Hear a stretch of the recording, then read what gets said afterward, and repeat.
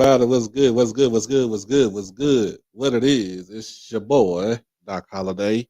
It is HBCU tonight, in coinciding with HBCU Overdrive. If you haven't done it by now, make sure that you like this stream. Make sure that you comment, share, and most of all, subscribe. Hit that notification bell to get everything HBCU Overdrive. Let's see who we got up in here. As always, first of all, let me apologize about the tardiness because I really don't like being tardy, but the missus is back home. So she is back home from her trip from Missouri, and she just has some stuff to tell me. She had some stuff to tell me where it was so funny. I was like, you know what? I can't even I can't even just fathom. But we are here. I thank everybody that was that came on the show Saturday night. Man, that the Saturday night show was off the chain. I ain't gonna lie, I was dying laughing. It was fun doing the preseason SWAC teams, the first and second team. That was cool with me.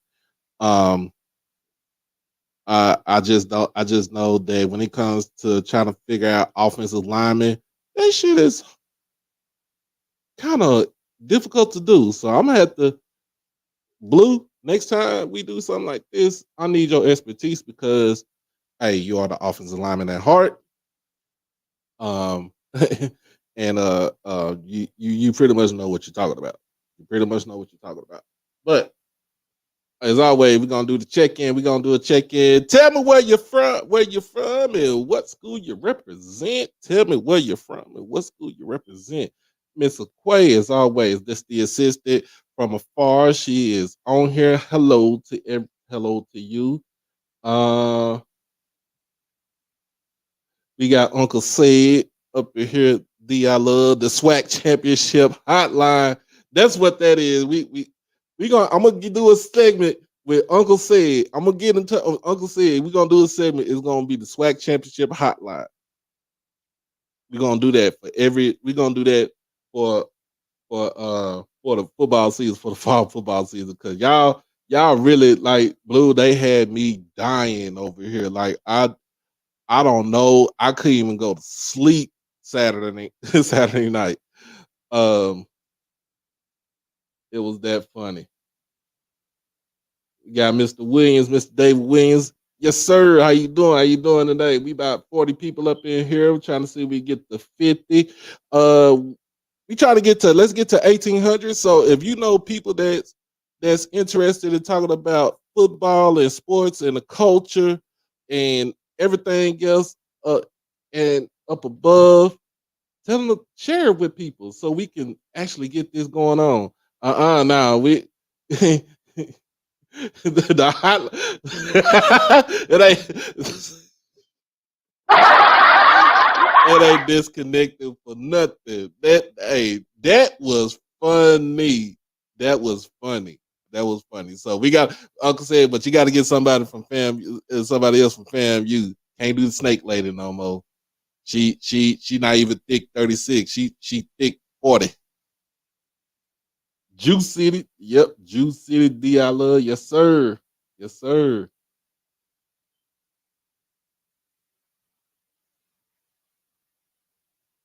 Man, I haven't gotten the email yet, or I know they probably gonna send it. I don't know how they do this, how they do it, but if you got an extra media pass, Blue, send your boy one his way. I give you the address. I give with me, email me. I can send you the address. I'm trying to be in Birmingham, dog. The only school that really matters. I feel you. I feel you. I feel you. Oh,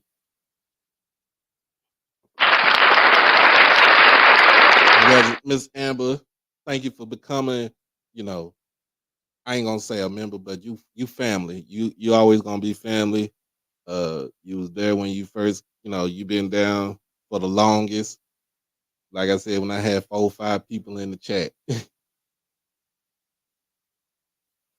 And Miss Brandy.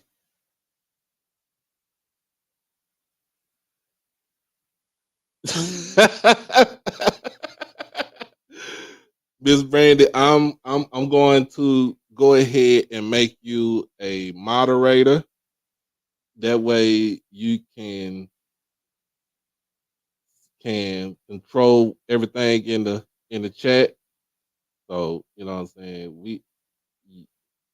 I think I got you. No, I don't have you as a moderator, so I'm about to add you as a moderator right now. So you're gonna be a manager moderator. So you gonna be partnered in this. You're gonna be partnered in this. All right. Everybody's invested in this. I'm just like Ken Clark. When you come on here, and if I make you a moderator, you invested into the show. So I got you. You should have a wrench on your next to your name.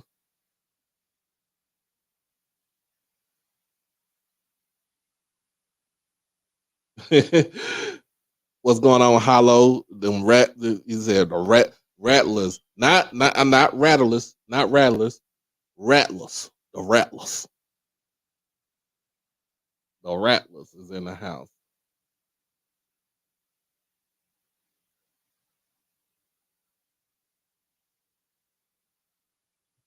Oh yeah, I'm gonna drop. Hey, I'm gonna tune in tomorrow for that, bro. I'm gonna tune in tomorrow for that. I want to see what you got for All Americans, man. As always, we got cousin Chuck Hunt up there in Monroe.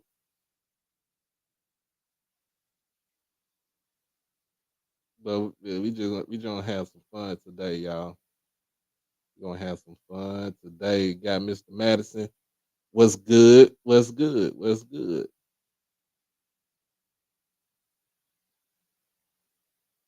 And yeah, hey Blue, whenever you do the preseason poll, I'm gonna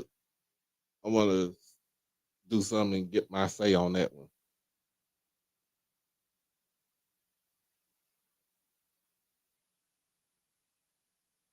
Hey, you in here with the tomahawk chop. I thank you, man. I thank you for coming in. You know what I'm saying? Like I said, it's you know, swag is all through the blood, all through my blood. Cousin played at Alcorn. Niece going to Prairie View. Aunt went to Prairie View. Cousin went to FAMU. Cousins went to Grambling. Um, Oldest daughter mother went to Valley. Shoot, got a cousin at Southern. So it's all through up in here, man. It's all through up in here. Hell, Wildcats. What's going on? What's going on, Alvin? Hey, she.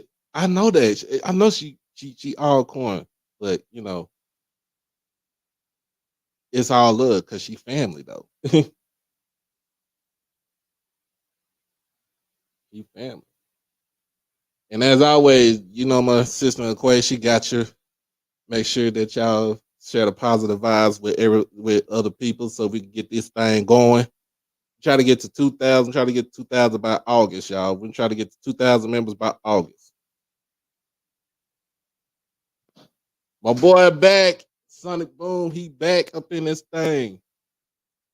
Back up in this thing. Hold on, y'all.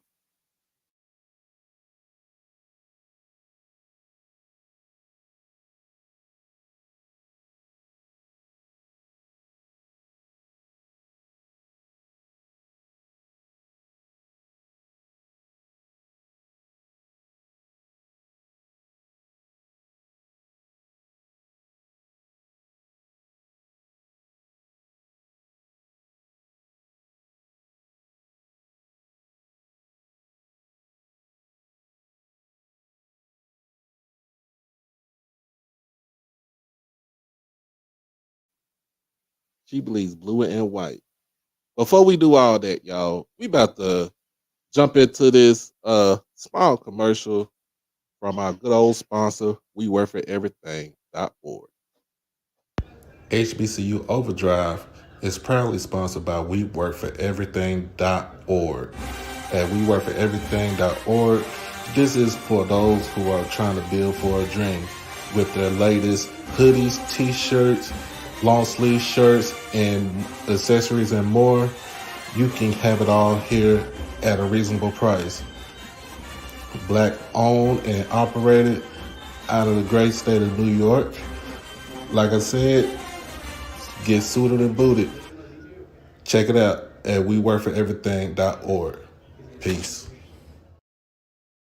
All right, all right, all right, all right. My bad. My mic was on mute, so my bad. All right, man. Look, we HBCU tonight. This is episode 17. And you already see, you see the title, man. We got more recruits coming in. We got more recruits that came in, that's showing up, that's gonna show up and show out. We got my boy Jawan up in here. What's good, man? Blue, just let me know when you do it, and I will let you, just tell me when you get on, for the preseason poll. I'll be right there with you. Miss Mary, I'm sorry. I'm sorry, y'all. I was on mute because I was talking to the missus. Had to bring the fan up in here because it's kind of hot on this side. You know, got this camera with this ring light and it's emitting some heat. And I'm next to the dang on deep freezer. So, but other than that, y'all, look, like I said, we got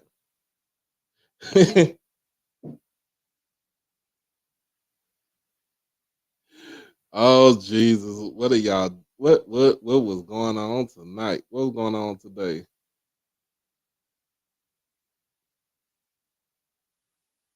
What is going on today?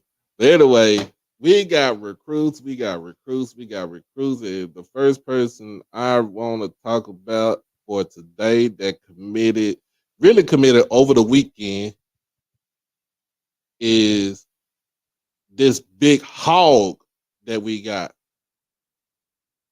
This hog that we got. And let me see. Let's go ahead. This is in a thing.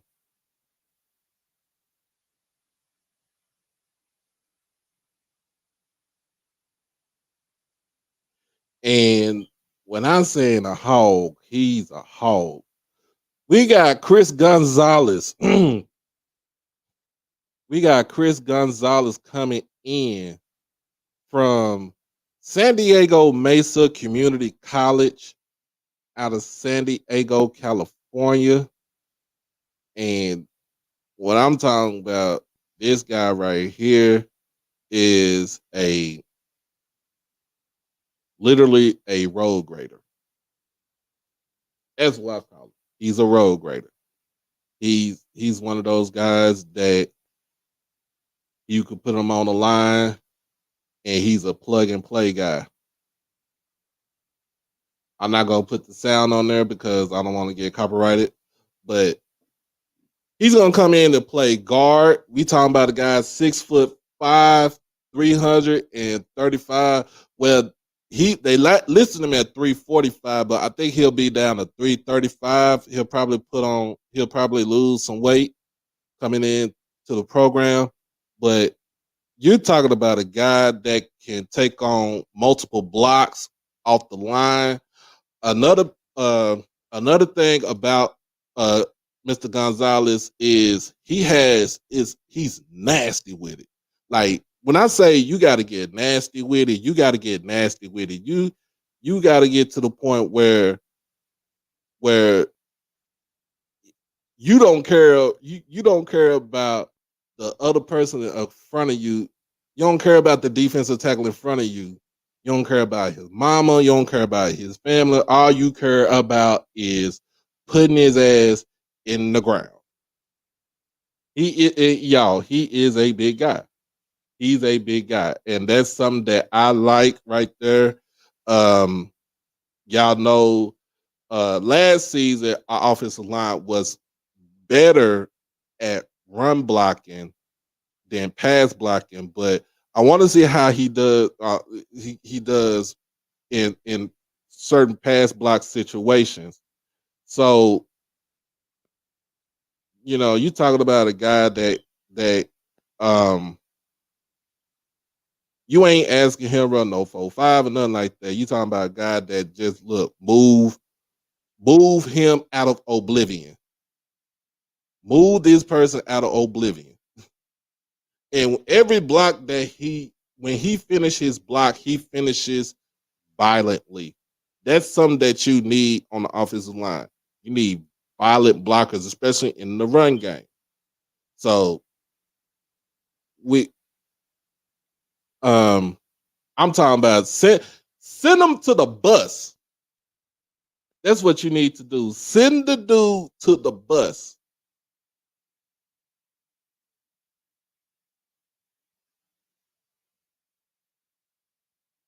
And it's cool because he could play both left guard and right guard.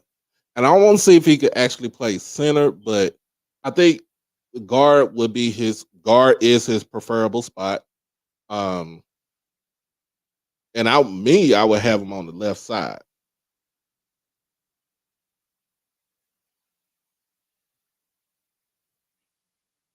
Pulling guard, ooh, send him out of the picture.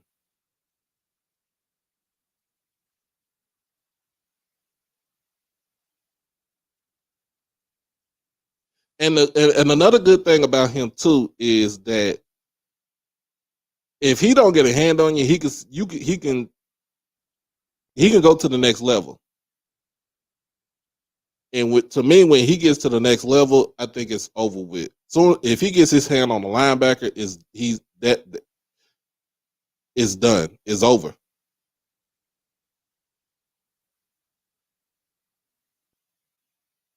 And I went and watched this film before, and I didn't get a chance to do it to talk about it as much, but just looking at his film and at his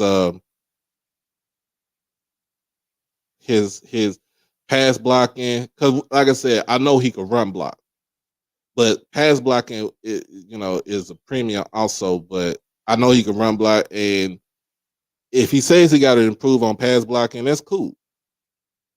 That's cool. That's some individually he can actually work on pass blocking, work on the feet. Um, but like I said, pulling guard, get him out the way.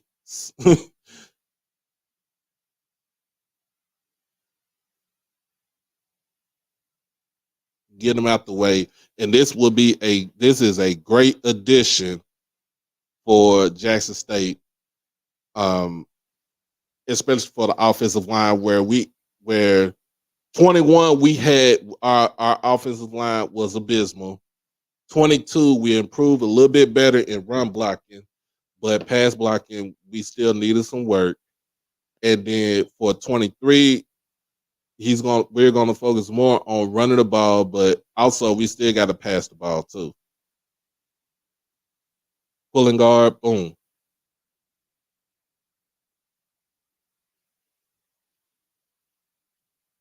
and just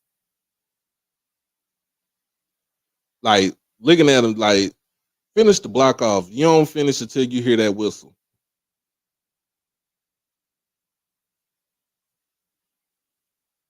Mm,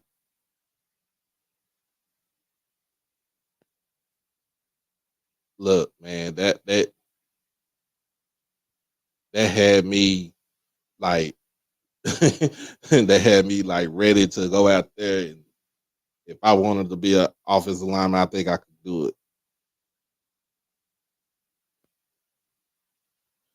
And I want to see and I'm gonna be real honest with you, Hollow. I want to see what Cardell Thomas gonna do for y'all also, because I won't just be I won't just be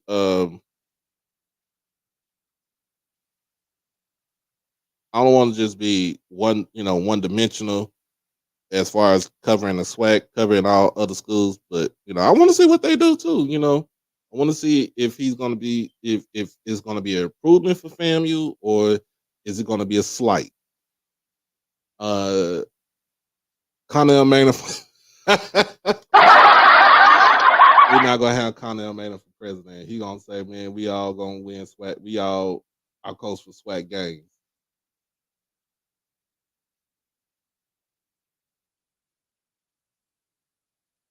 And see what everybody say. I'm I'm excited about him. Like I said, he's aggressive. We need aggressiveness. We need that grit, that nastiness on the offensive line. Um,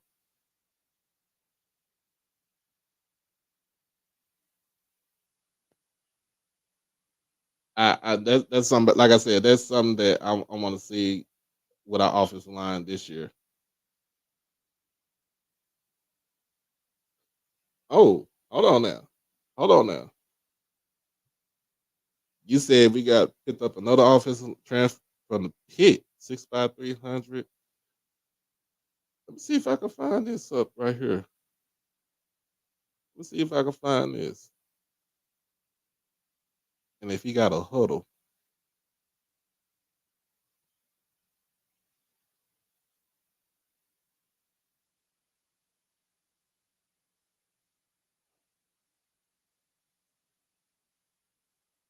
Uh okay, so now we got another offensive lineman that's committed to us in 2024. Brian Williams Jr. He is going to be a senior at Creekside High School, College Park, Georgia. 6'3", 308. Two-time first team all region class of 2024. So we're gonna look at his film.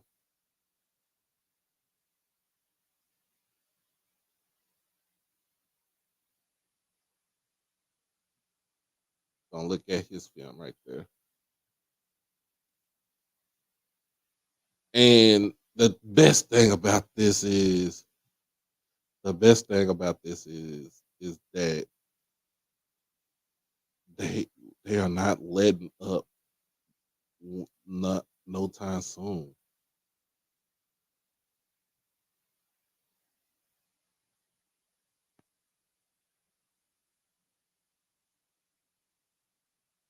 Let's see if I can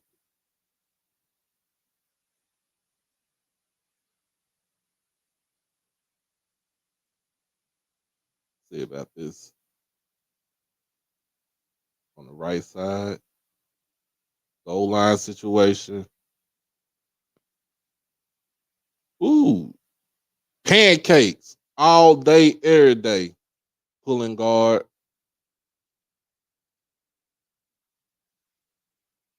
Delete. Ooh, deletion.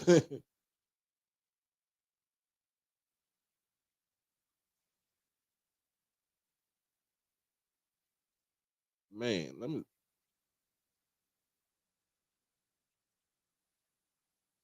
Mm,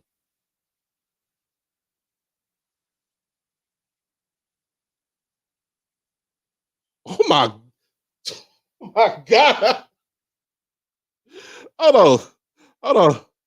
We gotta go back. We gotta go back because he deleted that dude off the line, y'all. One hand deleted that man off the line, and he's a junior. He's about to be a senior in high school. He's about to be a senior in high school, and he committed today to Jackson State, y'all. They got stuff, bro. Boy, nobody can never tell us that TC ain't out there working, y'all.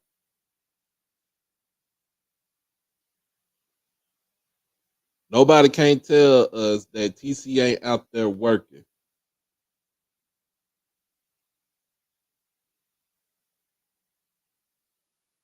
Nobody can tell us TC ain't out there working, y'all.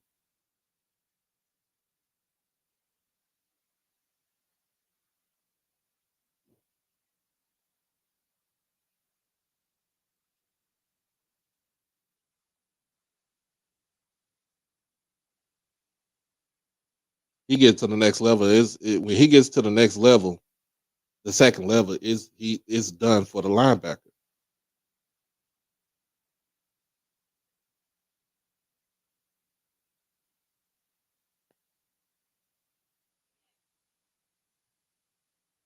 Next level. Next level, y'all. When he gets to this kid gets to the next level. And when I'm saying next level, the next level means when he gets past the defensive lineman to the linebackers, it's over. It's over.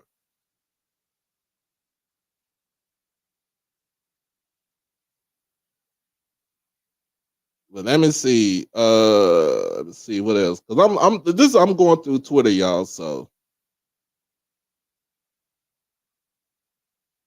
I'm going through Twitter and I'm trying to figure out where did y'all see.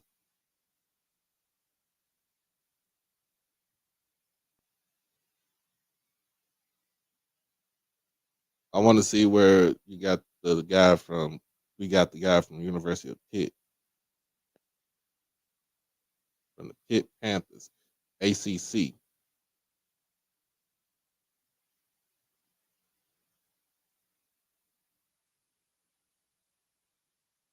All right.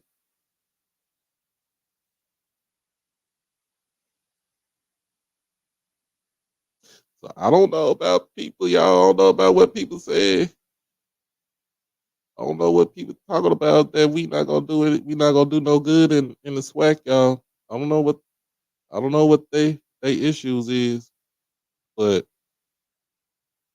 they gonna learn today. They gonna learn today.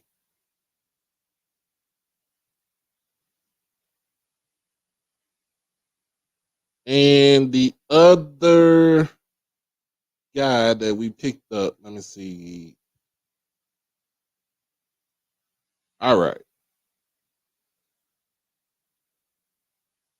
So we got a 3-star commit, y'all, that we flipped from Ole Miss, y'all. Out of all schools, we flipped this guy from Ole Miss.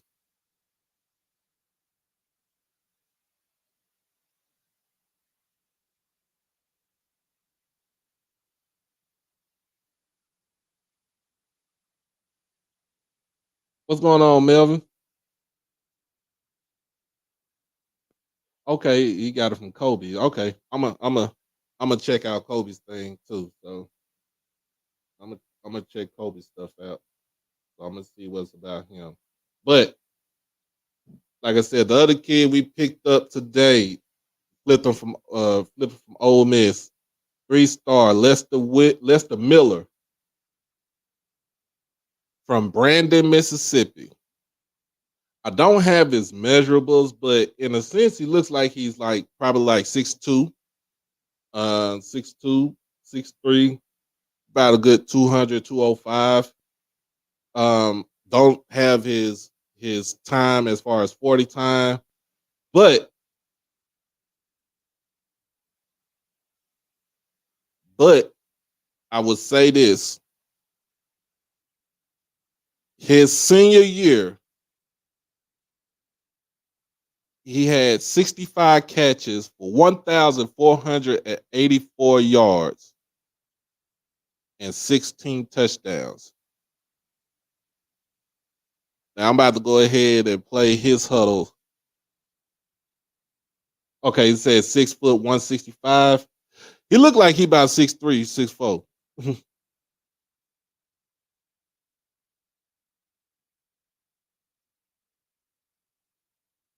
Thank you, JB. Thank you. I'm gonna go ahead and look at that too. Says 6 foot 165. But I'm gonna tell you like this: watching his film, he plays like a receiver that's 6'3", 215, 220.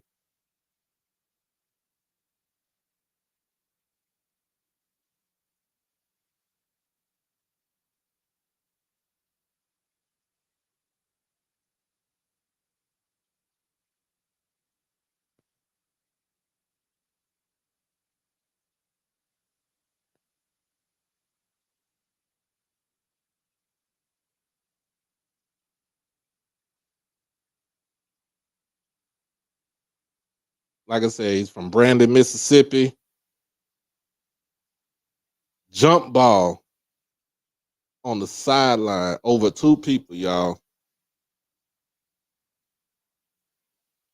Mm. I watched the video. Like I said, I watched this tape earlier this morning when I seen earlier today when I seen it, and I was like, you know what? This is a dog right here. No pun intended.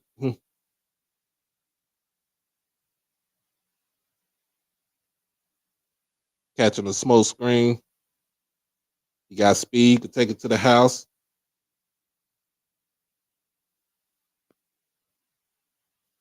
And he has the best thing about this too, he has a sense of balance.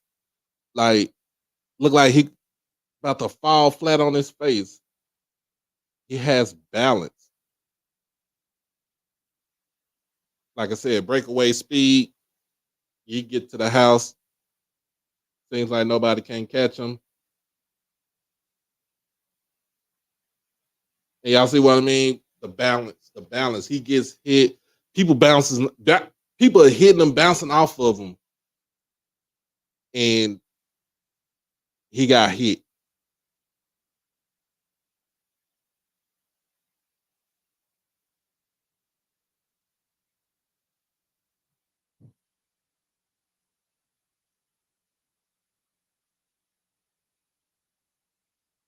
Hold on. Hold on.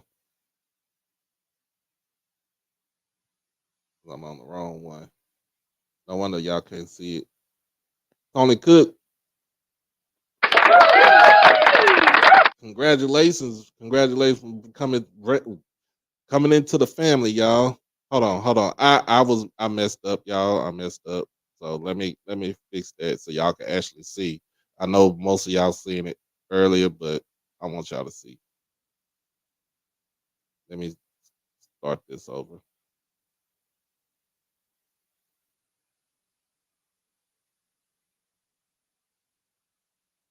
Like I said, he jump ball, jump out the gym. Look like he could jump out the gym. And I think he's not scared to go over two people. He's not scared of contact. He's not scared of he's confident that the ball is going to him. It's his and nobody can take it away from him.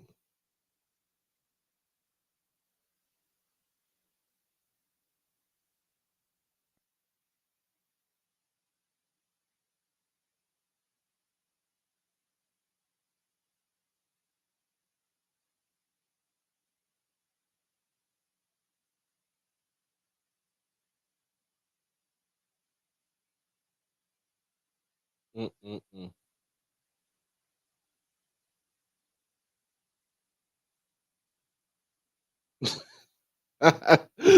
Oh Jesus. Why y'all do Lacey like y'all took over the show? It's Willie.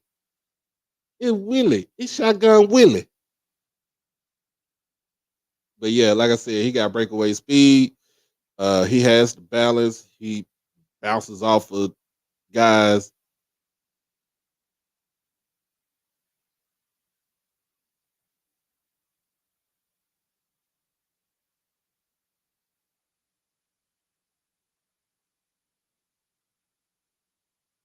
And he caught that in traffic over two people. Sideline. Gone. Whoop, stutter. Stiff.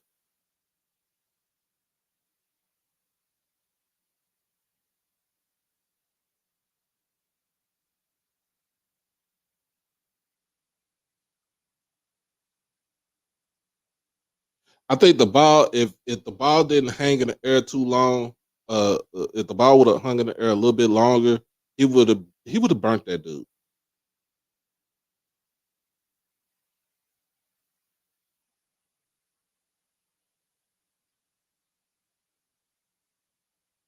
He would have burnt that dude, y'all.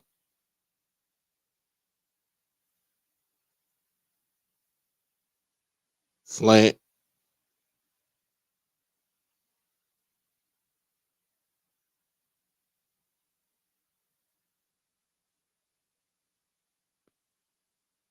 Like, look at this.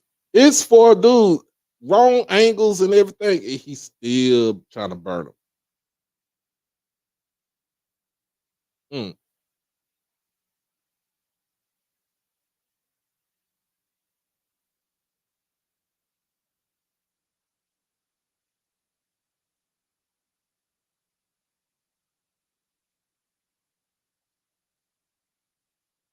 Like I was very impressed with this film right here, y'all. I was very impressed with this film. Juked him out of his shoes. I was very impressed with this young man's film right here. They better stop playing with that boy. But he comes in to Jackson State. Should be in July. Um, we already got a stacked room as far as wide receivers go, and just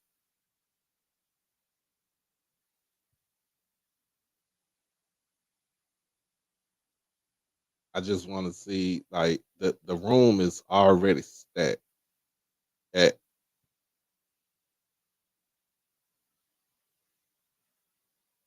The room is already stacked at Jackson State for wide receivers.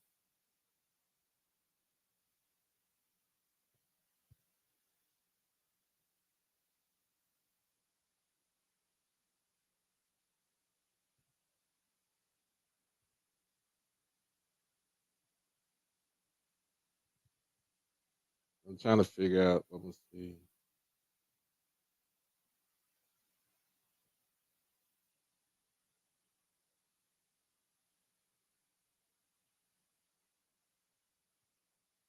247 Sports.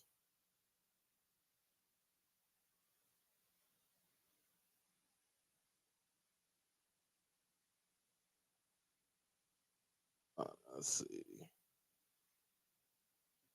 Also, we did. Uh, Savion did commit to Colorado over the weekend. Um, Last week, so he is, like, literally he is at Colorado now. So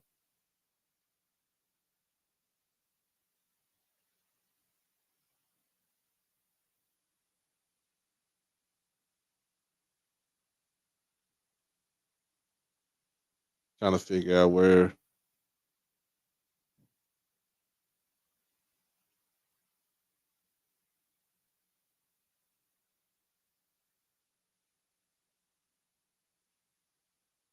But yeah, man, we like I said, the room is stacked. Um,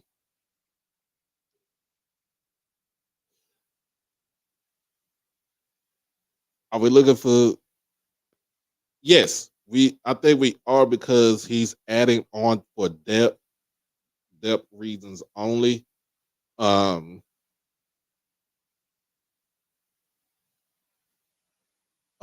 he's adding on for depth. So you want that depth, especially at offensive line and on the defensive line. You want to have depth on those, because if one goes down, then especially on the offensive line, one goes down, then you can plug somebody else into that spot. Um, Also, it's good if you can actually move. When I'm saying move, but you can actually, what's the thing I'm gonna say? You can actually, for the offensive line, you can actually be interchangeable. You can actually show these guys how to be interchangeable with the offensive line. So So pretty much, if somebody can play guards, you can play center, you can play tackle. It should come, you should be able to play all three positions on the offensive line. Uh, oh yes, we did get it. We did pick up a linebacker from Pine Bluff, and that was over the weekend, if I'm not mistaken. Yes, that is weekend. Over the weekend. So let me get here, Mr. Ford coming in.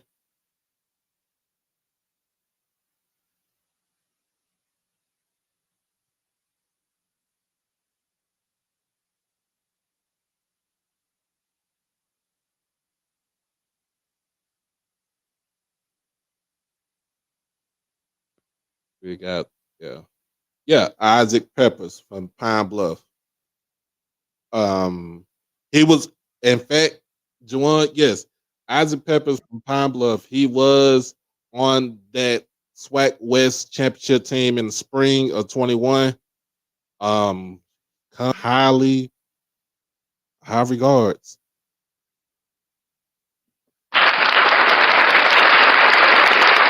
How you doing, Mr. Ford? Hey, can you hear me? Yes, sir. Yeah, yeah. I'm doing good, man. Feeling Uh, good. oh yeah. Yeah. Um, just finished talking about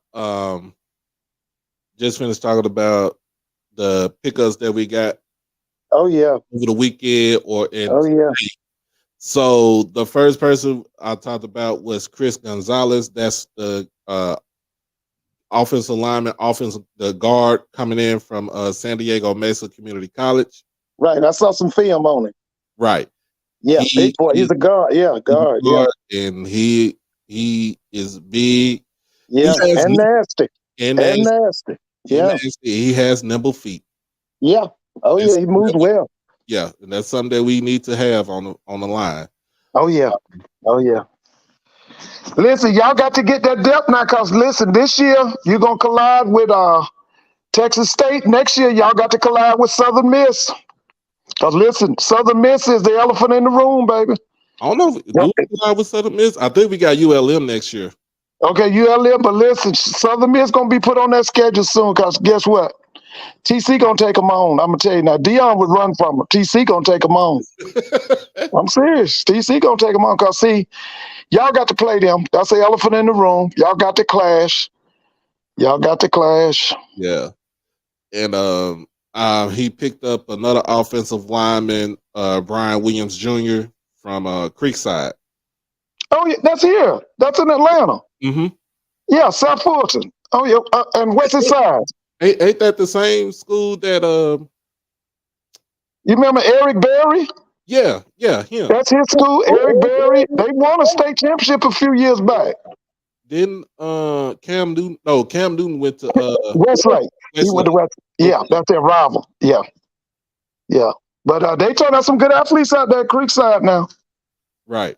Oh So, yeah. you got some. He picked them up 6'3", 308. Play guard also. Oh yeah. I think he might play center too. Yeah. Oh yeah. That's good side.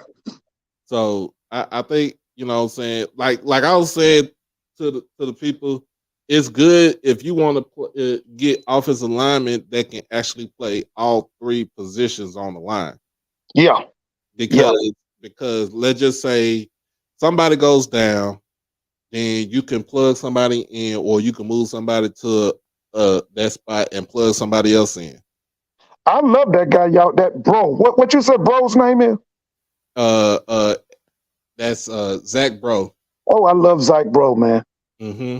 I love Zach Bro last year, man. I thought he stabilized that line. The year before, I thought that was the biggest problem on that offensive line was center position. Right. That Zach Bro was tough, man. The biggest problem on the offensive line was the tackles. Yeah, not last year, this year. Not the 21. Okay, yeah. That's Cedric Dunbar and the boy from Central Florida. What was his name? Tony Gray. Tony, yeah, they were terrible. They were terrible, man. Yeah. I thought Tony was a guard. I didn't think he was dominant enough to play tackle. Right. I think he would have put more weight on him. He will be a guard. He has the size as far as the height, but Yeah, I yeah, if you play him at guard, it's yeah, it's easier for it'd be easier for you to, what I'm saying, like, because he could play all over the line. yeah. I thought his head wasn't right, man.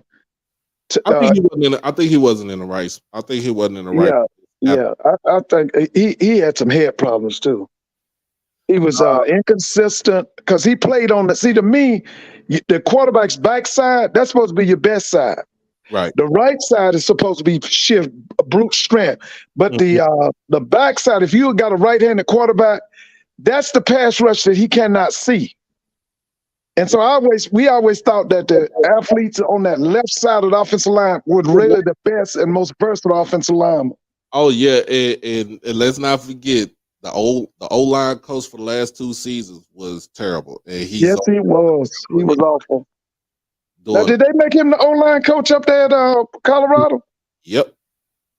Well, listen, that's going to be a downfall for them because he was terrible. What was his name? Marcusson, That's Mike right. Marcusson. I thought they was going to get rid of him after the first year. I thought so too, but he kept them on. But another person we picked up, I seen it today. We flipped him from Ole Miss. Oh, Yeah, so he's not the O line. Okay, so we flipped the kid from Ole Miss, Lester Miller. yeah, I saw something on him. Yeah, Yes, he is. He is, to me, he's just advertised. When you 65 catches, almost 1,500 yards and 16 touchdowns in your senior year right. in high school. Yeah, you was a dog. Yeah, I saw some highlights today. Well, one thing about it now, if what's the head coach up there at Ole Miss? Lane Kiffin. If Lane Kiffin wants you at wide receiver, you're a pro prospect. Yeah. That's he don't want nothing but the best at the wide out. You know that he's versatile, he can run patterns, but he's also he can blow the top off. That's because that's kind of kid Lane wants. Yeah. Yeah. If he was recruited by Ole Miss, Lane Kiffin, he big time. But yeah, I looked when I looked at his film earlier today, I was like, you know what? That's a steal right there. Yeah. Oh yeah. Oh, it Oh did. yeah. Look, man, JSU 85, Tiger 85. I think you info right there had over 800 yards as a junior too. So the man had close 2,500 yards in the last 2 years of his high school year.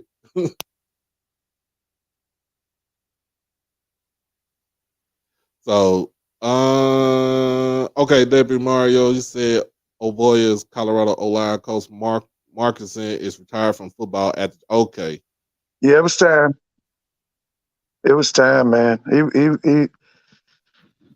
He to me, he didn't have that. You see, the first piece I look for is you got to be able to motivate them kids. He couldn't motivate them. Mm. He couldn't. But the line last year made him look good because I'm telling you, I love that bro kid, man. Mm-hmm. I love that I bro think kid. the addition of Bro, Evan Henry, Yeah, you putting yeah, Debo Hayes in there, yeah, yeah, it to me it solidified the offensive line. Like I said, they still had some issues when it came to pass blocking, but run blocking, they was all on it. yeah. I thought it was a big improvement. That last year's offensive line. What's going on? Hey Zoe, I'm bringing you up here for a second. We can talk about these pickups, man. I just got a word seen in the chat. Forever blessed said Lane Kiffin didn't offer him a scholarship, but told him he could walk on. Ooh, Wow, that's good. I'm glad he had Jackson. wow. And by the way, Doc, now, was it today or yesterday was the anniversary of the assassination of Medgar Evers? Yesterday. That was yesterday. That's right. Mhm. Yeah. In fact, it was my uncle's birthday yesterday. I know I didn't have a show last night, but I want Right. to say happy birthday to my Uncle Floyd. He was my legal guardian for throughout my middle school and high school years. And So is he in Texas? Where yeah, is he he? is in Texas. He in Okay. Texas. Okay. And, he turned 59 yesterday. So Okay. what's going on, Zoe? Man, what's going on with you, bro? And I was looking at them huddles of them players, man, and I like what I saw. I like what I see, man. Hey, man, let me kind of fill people in on something because I want this to kind of get overlooked. Okay. I'm a recruiting guy. All right. Yes, sir. So when you talk about a Lester Miller, right? Understand Mississippi is a football state. Right. All right. But you have to know the lay of the land when it comes to recruiting in this state. Mississippi, even when it's loaded, we don't have a high number of 4 stars just because of the perception of Florida, Texas. Yeah. And they just know we have a lot of fringe guys who are 3 stars who really are glorified 4 stars. Tons of them. All right. Isaiah Spencer is a dog. Okay. Oh, yeah. All right. Isaiah Spencer was 2nd team All-State. Lester Miller was 1st team All-State, bro. Let me read you his stat line last year. I might be off by number 2. I believe he had 64 catches, about 1,400 yards, almost 1,500 yards, and 14 touchdowns. Brandon made the state championship game in 6A, and he got out the game, and they lost in the state championship game. Who they lose to? Starville. Oh. Which, by the way, is coached by TC's teammate, Chris Jones. Oh, okay. So I just want to put that nugget out there. Like, dude is a dog. Yeah. But also, when I was coming on, I heard you mention something about old lineman, right? Well, I gotta mention this because nobody's talking about this. Mm-hmm. All right. We got a commitment today from another old lineman out of Creekside High School, Metro Atlanta. Right. Creekside is a powerhouse.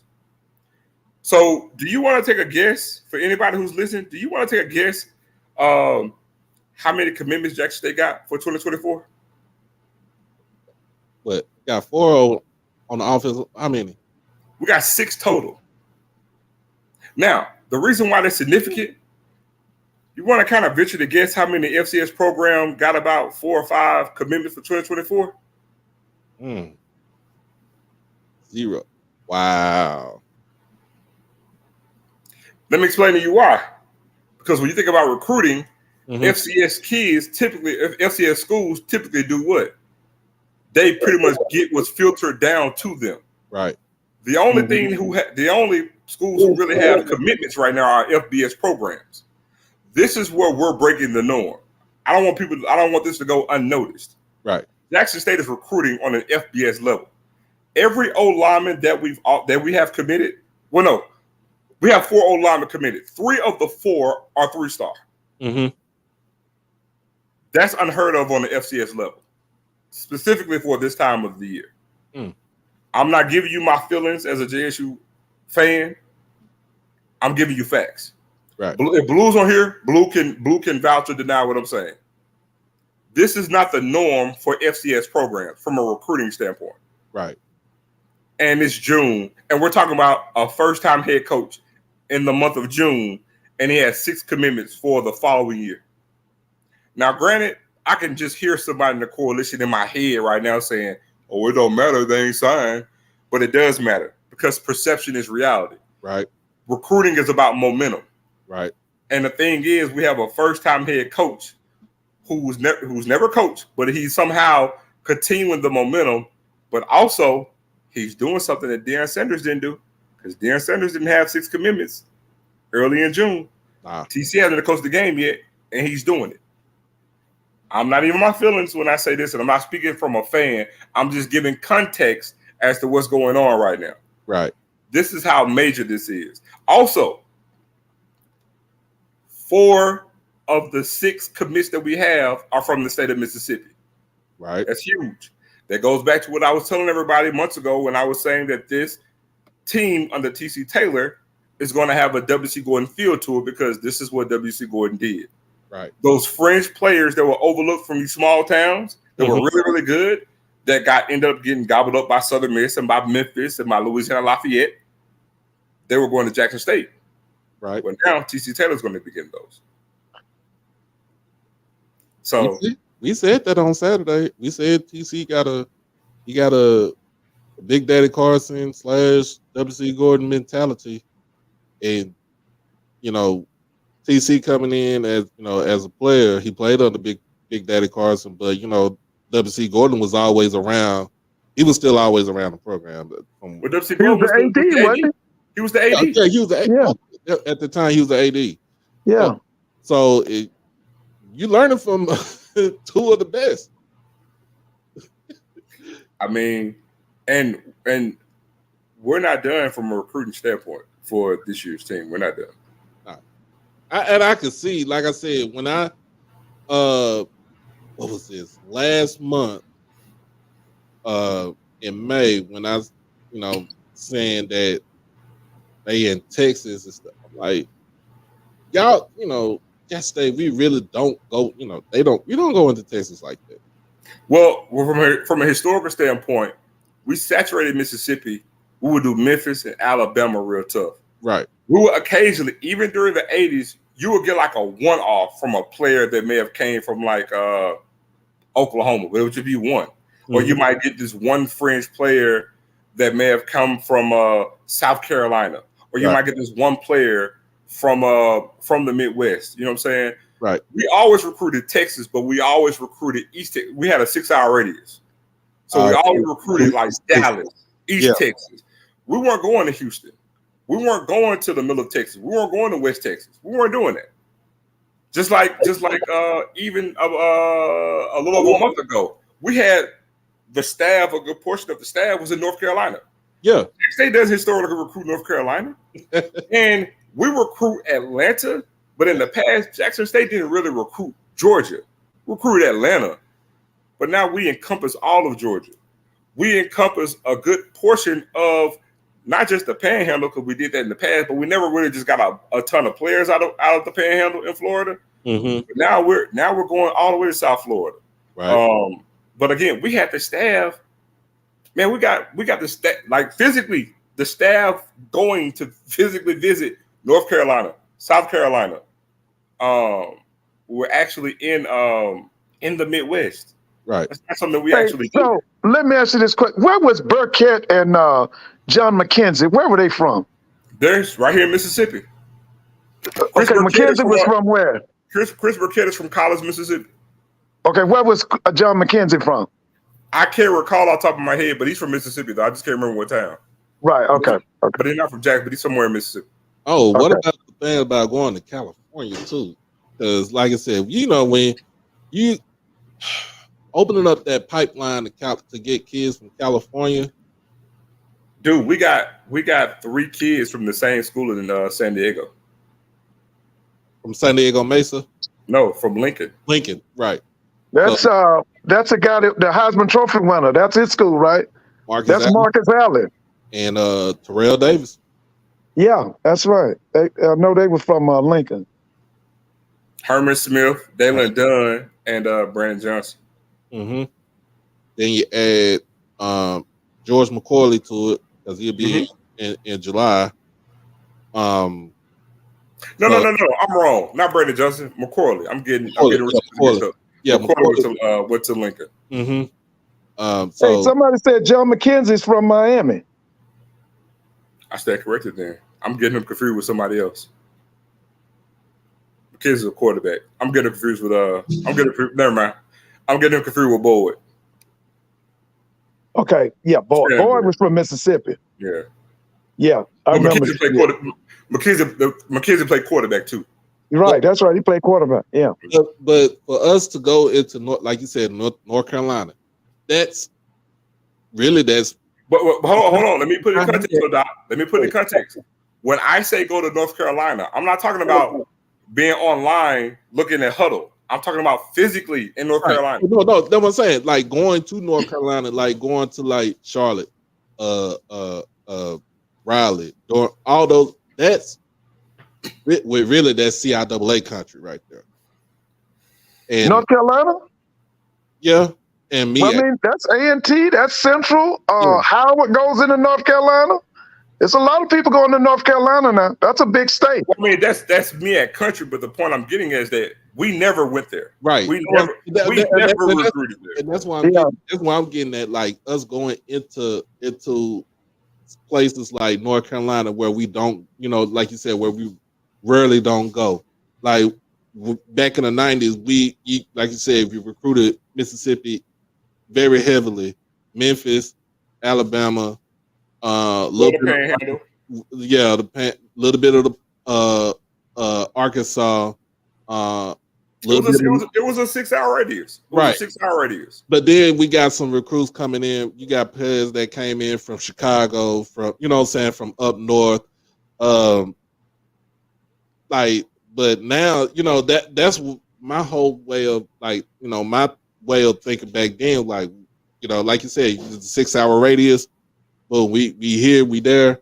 But like you said, to go into Houston, which is really 8 hours from Jackson, to go into, and not just any parts of Houston. I ain't talking about inside the city limits of Houston. We talking about like Katy, Texas. Pearland. Hey, Zoe, did you remember Keith Taylor? Yeah, number 14 ran the option, who should have beat FAMU in the 78 championship game. I knew his family. It was 3 of them brothers. One went to FAM, one went to Jackson, and one went to Southern. They were from Waycross, Georgia. Yeah, Keith Taylor was cold. Keith Taylor. Oh, yeah. Played, I didn't even know this till last week, actually, but I forget who the quarterback was, but we actually got into the playoff game against FAMU in the 78 playoffs. And whoever the other quarterback was kind of had bad nerves, and they put Taylor in. Hadn't played all year, the true freshman. And that's right. Came in real close to beating FAMU in that game. Yeah, in the playoffs. Oh yeah, that was in Memorial in the vet. Yeah. Mm-hmm. You say 6.5 hours, but it's 7. It's 7. If you go, you got to add in traffic.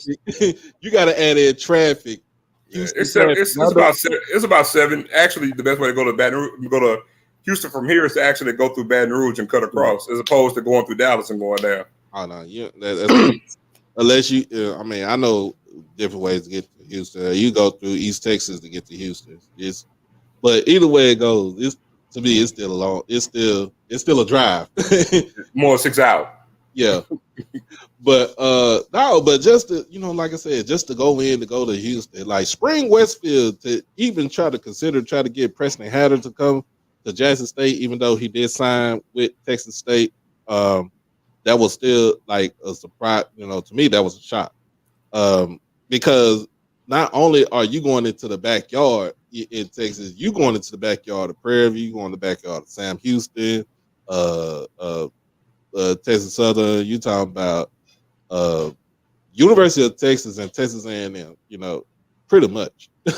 And let me add this too, Doc, because I have to state this.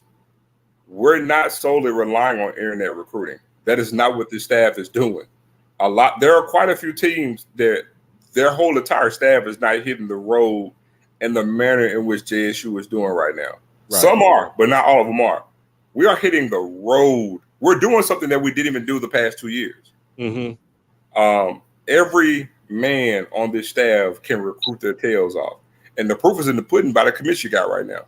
And we're I'm telling y'all, when you see this signing day class, I'm gonna go on record right now and say we're probably going to have the number 1 ranked recruiting class in the country. I'm telling you this now.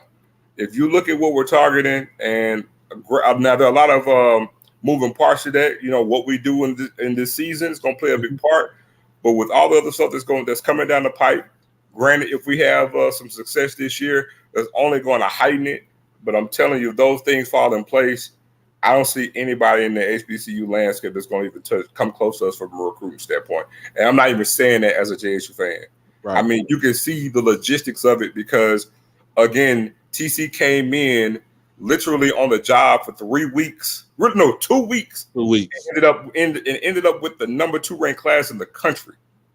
And let me give you a little secret. It was only him and Otis doing the recruiting. Right. Because he didn't have no staff yet. Well, I mean, some of the guys were on staff; they weren't announced, but there were only 2 guys because there were only 2 who wasn't affiliated. Well, only 2 whose season was done. Everybody else was still contractually obligated to their schools. That's why it took so long for us to announce the staff. But for all intents and purposes, TC and Otis doing the recruiting, and you end up with the number 2 ranked class in the country. So you just sit there and you say, okay, well, what can you do with a successful season with the staff to a man who can recruit his tail off? Because for an example, you sit there now, and we just so happen to get a 3-star who was first team All-State this late in the year. That doesn't happen by happenstance. Name me another HBCU who's done it. Really? I mean, we can go over the semantics about what he was or what he had at his previous institution. Name me another example where it's done. Because everybody who signed anything right now has been a transfer. And another thing, pretty much, I may be off top of my head by about 2 players, I believe. But every player that we signed out of high school, minus 2, I believe, are all 3-star or better. What did I just say? All 3-star. Right. So, and this is for a first-time coach who's never coached before. So Isaac Peppers coming in. You mean he's never been a head coach? He's coached before now. I'm saying never been a head coach. That's what I'm getting. Oh, yeah, never been a head coach. He has a lengthy resume. Isaac Peppers coming in from Pine Bluff. Blitzing linebacker. All conference linebacker. Yeah, I saw him. Yeah. What you like about him in this game? Because we saw him in the spring, and he was the best defensive player on that team. Better than Monroe Beard? I mean, I would go look at the tape. That was a great pickup right there for us. But is he going to be a linebacker or a defensive end? He's a linebacker. And he'll be in the middle. Oh, I can't say, but he's a linebacker. But the thing that's unique about it, when we go with the perception of experience from Aubrey leaving, this is another experienced linebacker. Yep. You know what I'm saying? That's familiar with the conference. That was an all-conference selection. And a defense that he's familiar with. Right. Just I think, like I said, I watched the 21 season, the spring season, and he was all over the place. Blue, I'm not gonna even argue with that, Blue. I'm not gonna argue with that. I think if it come down to it, there'll probably be semantics, but I'm not gonna argue if you say he's the best. I'm not gonna argue with that. Yeah, but I'll say this: the fact still remains. Anytime you're talking about you're losing to Aubrey Miller, but then you say, "Hey, we need some experience there to have an all-conference player at linebacker," where you feel like you lack experience because we returned the best D-line in the conference. There's no argument there. Right. We returned the best secondary in the conference. There's no argument there. The only question mark people will have will be at the linebacker core, and you bring in an experienced guy, all-conference player who's familiar with the defense that we're leading out there. And then you, like I said, you add more pieces to it as far as what we had got returning on the defense, and it makes the defense much nastier than what you saw last season. So I know TC and Owen, they ain't finished yet with the recruiting because it's a 24/7 300. I don't like to say what our coach says. I leave that for him because I don't want to steal his thunder. But we're not done. Yeah, I'm gonna just say what he tell us on Twitter. Stand by. Well, I don't like to say that because I don't want to steal his thunder. You know what I'm saying? Oh, so I leave that for him. But we got some more coming. I'm not gonna speak for our coach. He can speak for himself. But oh yeah. He's doing a hellified job right now, man. Oh yeah, I give it to him. He got next week. He got the Jackson State football camp coming up, and it's prospects gonna be out there for next weekend. Hopefully it'll be like 600-700 kids there. Hopefully, That's gonna be on campus or at the vet. It's gonna be I believe at the vet. At the vet. Okay. Mm-hmm. And I'm very giddy. I'm very up for the fact that our Mississippi schools, especially Jackson State and then Valley, to have a mega camp where they brought out 600 kids to Itabena. Woo. That says a lot right there, and that says that not to take for Valley, not to take away anything from Vincent Dancy, because he, he was a hell of a coach. He just the circumstances that he didn't have a lot. Well, Valley pretty much did what we did. If you think about it, you're hiring an alum as your AD, and you bring in another alum as head coach. I'm not trying to paint this picture that they're doing what Jack State is doing, so please don't. I don't want anybody to take that the wrong way. I'm not even saying that we're being the template for them. I'm not even saying that, but I'm saying it's mirroring, or some of what we're doing, and you're creating a buzz amongst your fan base. You see what I'm saying? In the Delta, there's a lot of yes, there was about 600 kids at Valley's camp, and they had a lot of schools there too. And there's a lot of talent in the Delta.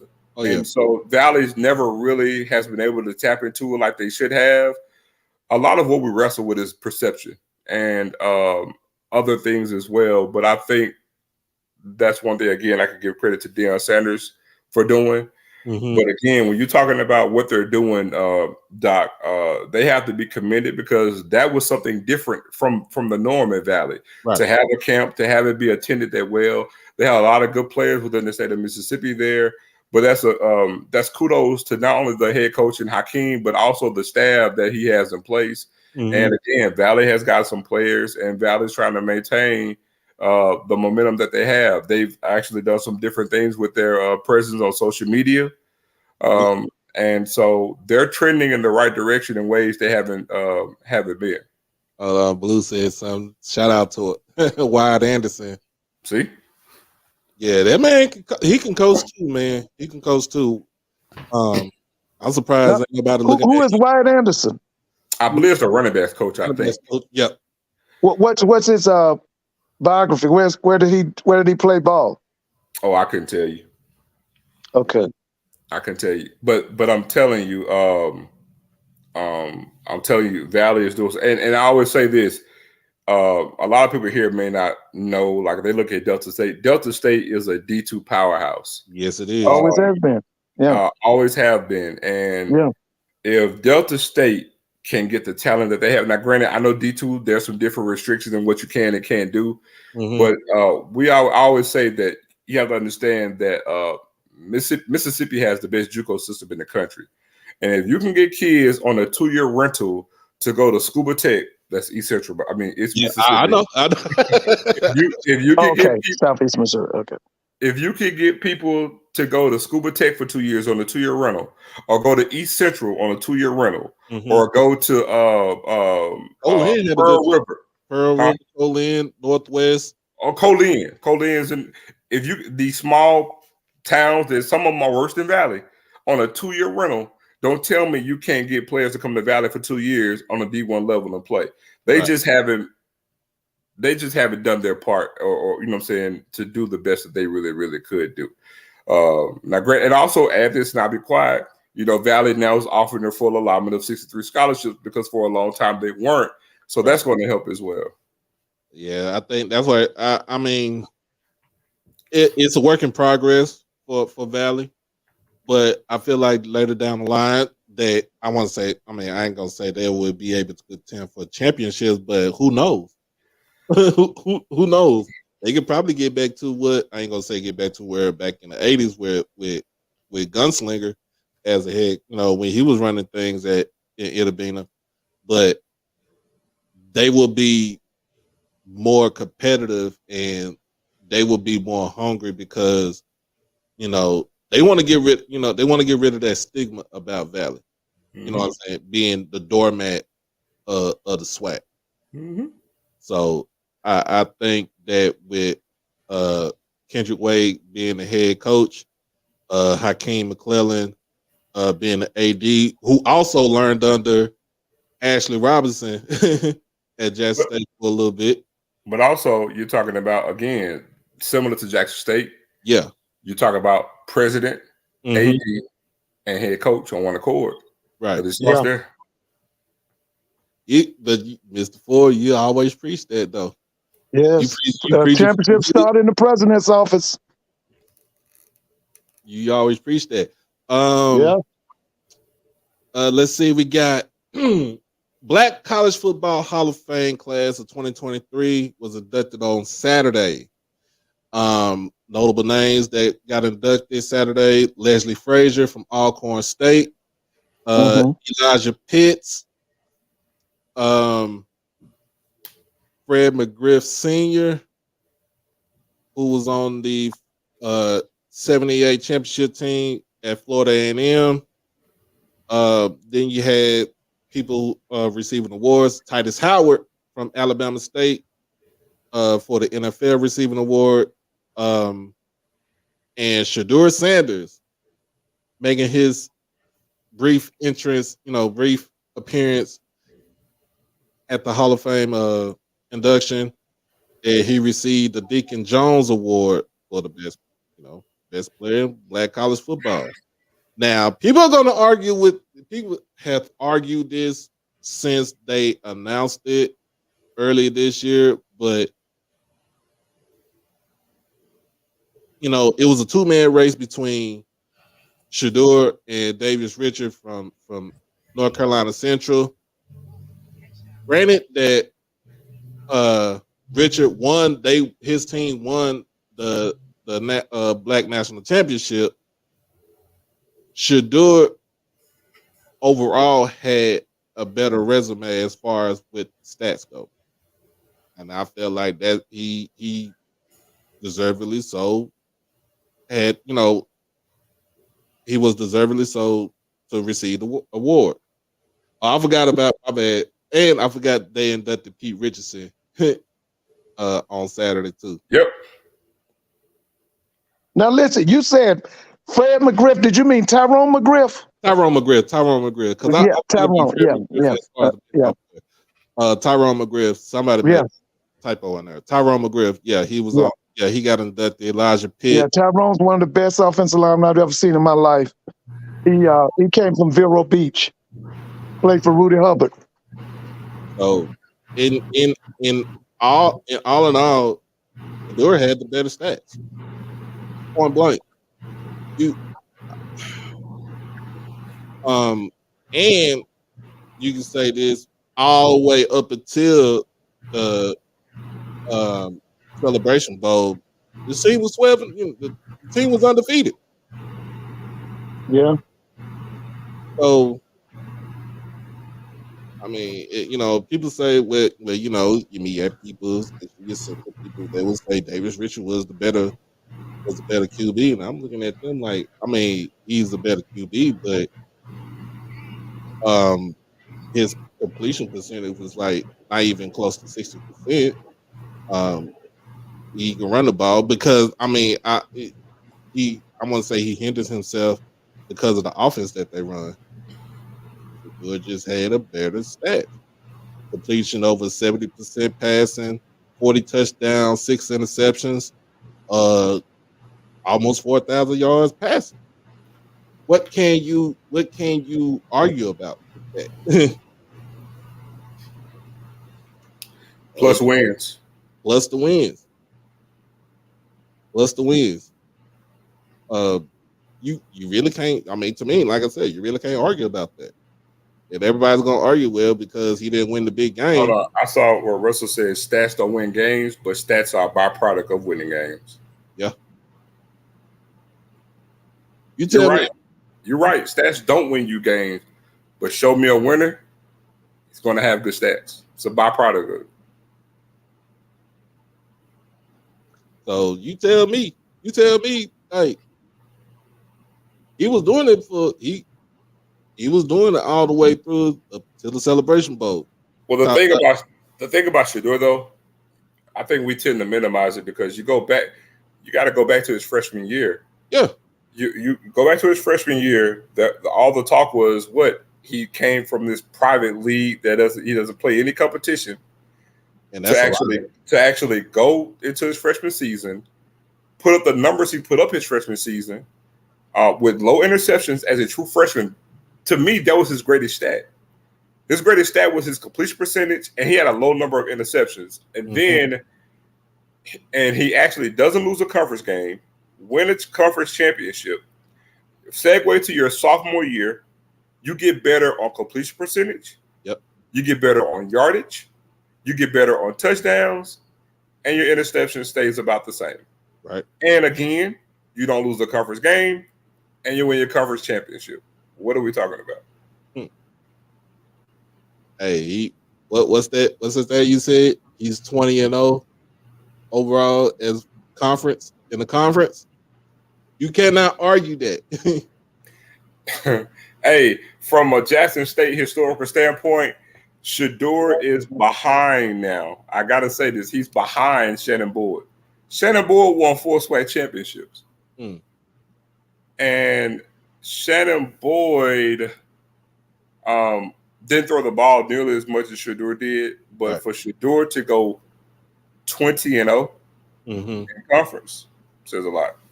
It says a lot. There's a lot. So I mean, he accepted the award. So kudos to my guy right there. Now he can do what he can at Colorado. Doc, one last thing. I got to make this point since we're mentioning this, and I'll be quiet. No, go ahead. I remember specifically before Shedeur's freshman season, I was on our show, and I said that if Shedeur stays all 4 years, I said that he will be the greatest passer in SWAC history. Do you know where he stands at right now, the 2 seasons? Because Shedeur has 70 touchdowns right now. Right. Has a shade over 7,000 yards passing. Right. You take in both seasons, he's hovering around 67.5% completion percentage. Mm-hmm. And he has 14 interceptions. I think he has about 14 interceptions? Yeah, 14 interceptions. And hasn't lost a conference game. Mm-hmm. And if he were to stay, if he just factor in, let's just say, and I'm not going to say he's going to throw for 3,700 next year, right?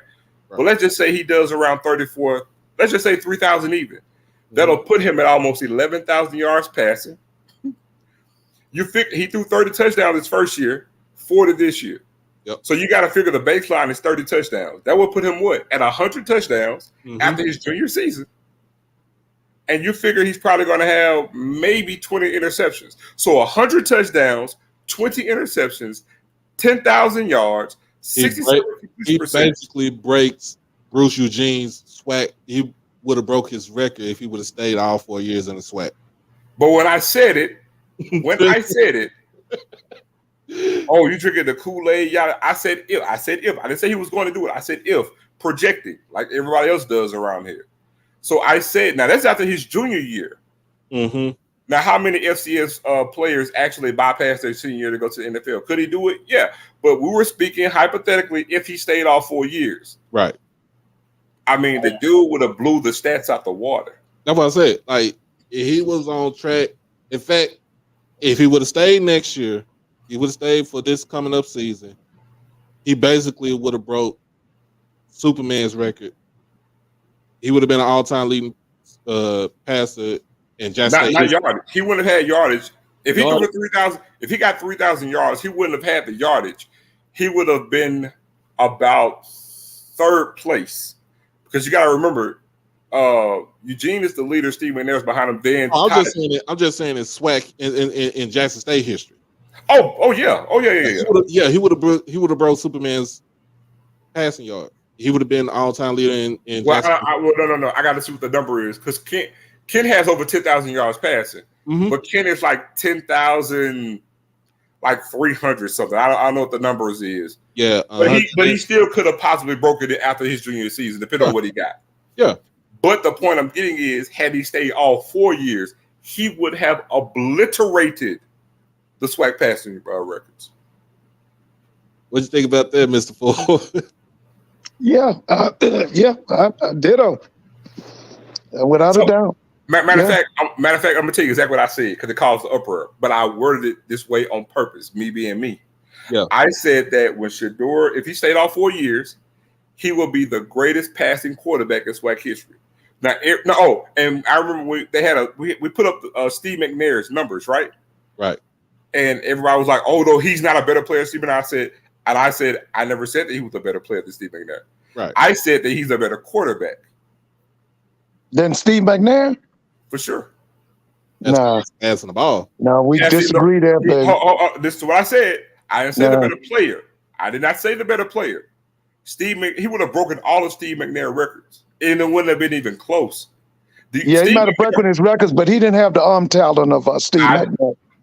He didn't have. He would have broken records. I would disagree. But he didn't have the arm talent. I would disagree. The only thing Steve McNair had over Shedeur from a passing standpoint was velocity on his ball. Steve McNair didn't have nowhere near the accuracy and the touch that Shedeur has. That's not even debatable.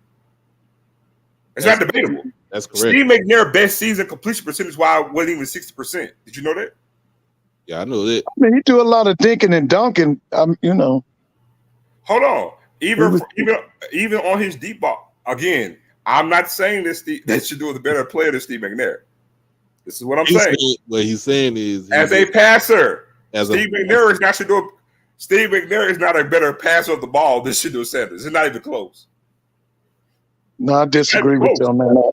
No, because you got to realize too, Mr. Ford, Steve McNair, all around as far as with his rushing, yes, that nobody. Steve McNair is the better talent. Steve McNair is the better athlete. Steve McNair was the better, I would say, carrier of a team. But arm talent, quarterbacking, it ain't even debatable. It's not being disrespectful. No, it's not being disrespectful. It's just that he's not in. Like I said, he did a lot of dinking and donking. That helped his percentage. But as far as arm talent and that kind of thing, he couldn't touch McNair now. When you say arm talent, define arm talent, because I'm talking about being able to go vertical, being able to hit you from anywhere on the field, like you said, the velocity on the bit, being able to spin it. He couldn't touch it. You can't say that and then turn around and he got a 55% completion percentage, Mr. Ford. That's contradicting what you're saying. No, that's not contradicting. I'm just saying, as far as arm talent, being able, his arm was not as strong as McNair. But I said he didn't throw deep like McNair. Now, yes, like you said, he could do the little dinking and donking. He did that, and that helped his percentage. Steve McNair had nowhere near the touch on the ball as Shedeur. Well, I tell you what, Steve McNair cannot. Let me ask you this: see if the NFL wait a minute. See if he goes number 3 in the draft like McNair did. Yeah. That's an argument that's an argument we could agree to disagree. I mean, it's a debate. It's one of those debates where you could agree to disagree. I mean, like it to me, like all around. Let me say this before people get their panties in a bunch.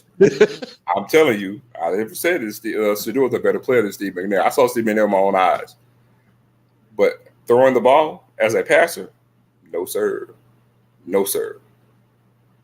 Hey man, Shedeur was a sophomore and completed 70% of his passes. Yeah, he did that because they had a short game. Like I said, McNair was more of a vertical. He was throwing downfield. Hey, Mr. Ford, guess who else had a short game last year? Guess who else had a short game? No, I'm saying in comparison to McNair. Hold on. Guess who else had a short game? The Heisman Trophy winner last year. He had a short game. I mean, that's the air raid. So what? That's air raid. what I'm getting at is that McNair doesn't have nowhere near the accuracy that Shador has. He doesn't. He never had it. What's going on, brother Bakar? What's going on, man? Hey, Zoe, is absolutely blasphemous, man. No, it ain't, man. No, it ain't. I like JSU too, but to push Shadur Sanders in the same sentence with Steve McNair, that's absolute. He's not even in the conversation with Tavares Jackson. When we see him do that, and I like JSU too, man, but don't do that, Zoe. I love JSU too, but don't start putting them in the same sentence with Steve McNair like that, man. Don't do that. Don't do that, Zoe. Put him in the same Don't do that. Don't do that. That's blasphemous. That's blasphemous. Doc, you see what I'm saying? People hear what they want. Bakari, I never said that Shador was better than Steve McNair, so how am I putting him in the same sentence? I said Shador is a far better passer of the ball in the years. And I disagree on that. I disagree too. Shador playing in just a passing age where that's all they do. Steve McNair, dink and dunk. Dink and dunk. I tell you what. Hey, do y'all want to take a guess who had more passing attempts, Shador or McNair? Do y'all want to take a guess? It was McNair. Who do you think? Do you think? Hold on, Bakari. So I want you to say that statement that you just said. Say it one more time. Yeah, this the passing error. That's all they do. That's a passing error. But you said it's a passing error, right? Now I'm gonna ask this question one more time. Do y'all know who had way more passing attempts, Shador or McNair? Would you his first 2 seasons? Period. McNair. Well, you know Shador only played 2 seasons at Jackson, so you got to go by the first 2 seasons. So I'll say Shador. It don't matter. McNair lead them. I'll say Shador. McNair lead both. I'll say Shador. Well, you wrong. I'll say Shador. You're wrong. McNair. You're McNair, wrong. you got to remember, McNair didn't have those Alcorn games. He didn't have a running game. You're wrong, Bakari. Let me tell you. Hold on, Bakari. Let me tell you something. I'm about to be like, you ever seen The Wire? You ever seen Omar? Oh, I've seen every episode about 10 times. Okay, you know what Omar is known for saying? Indeed, he's known for saying a lot of stuff. No, sir. He is known for saying, "When you come for the king, you better not miss." Now, when you come like this, I'm not talking with emotion, Bakari. I'm giving you facts. Well, you can't come up here and say there was a pass happy league and McNair throwing for way more attempts than Shador.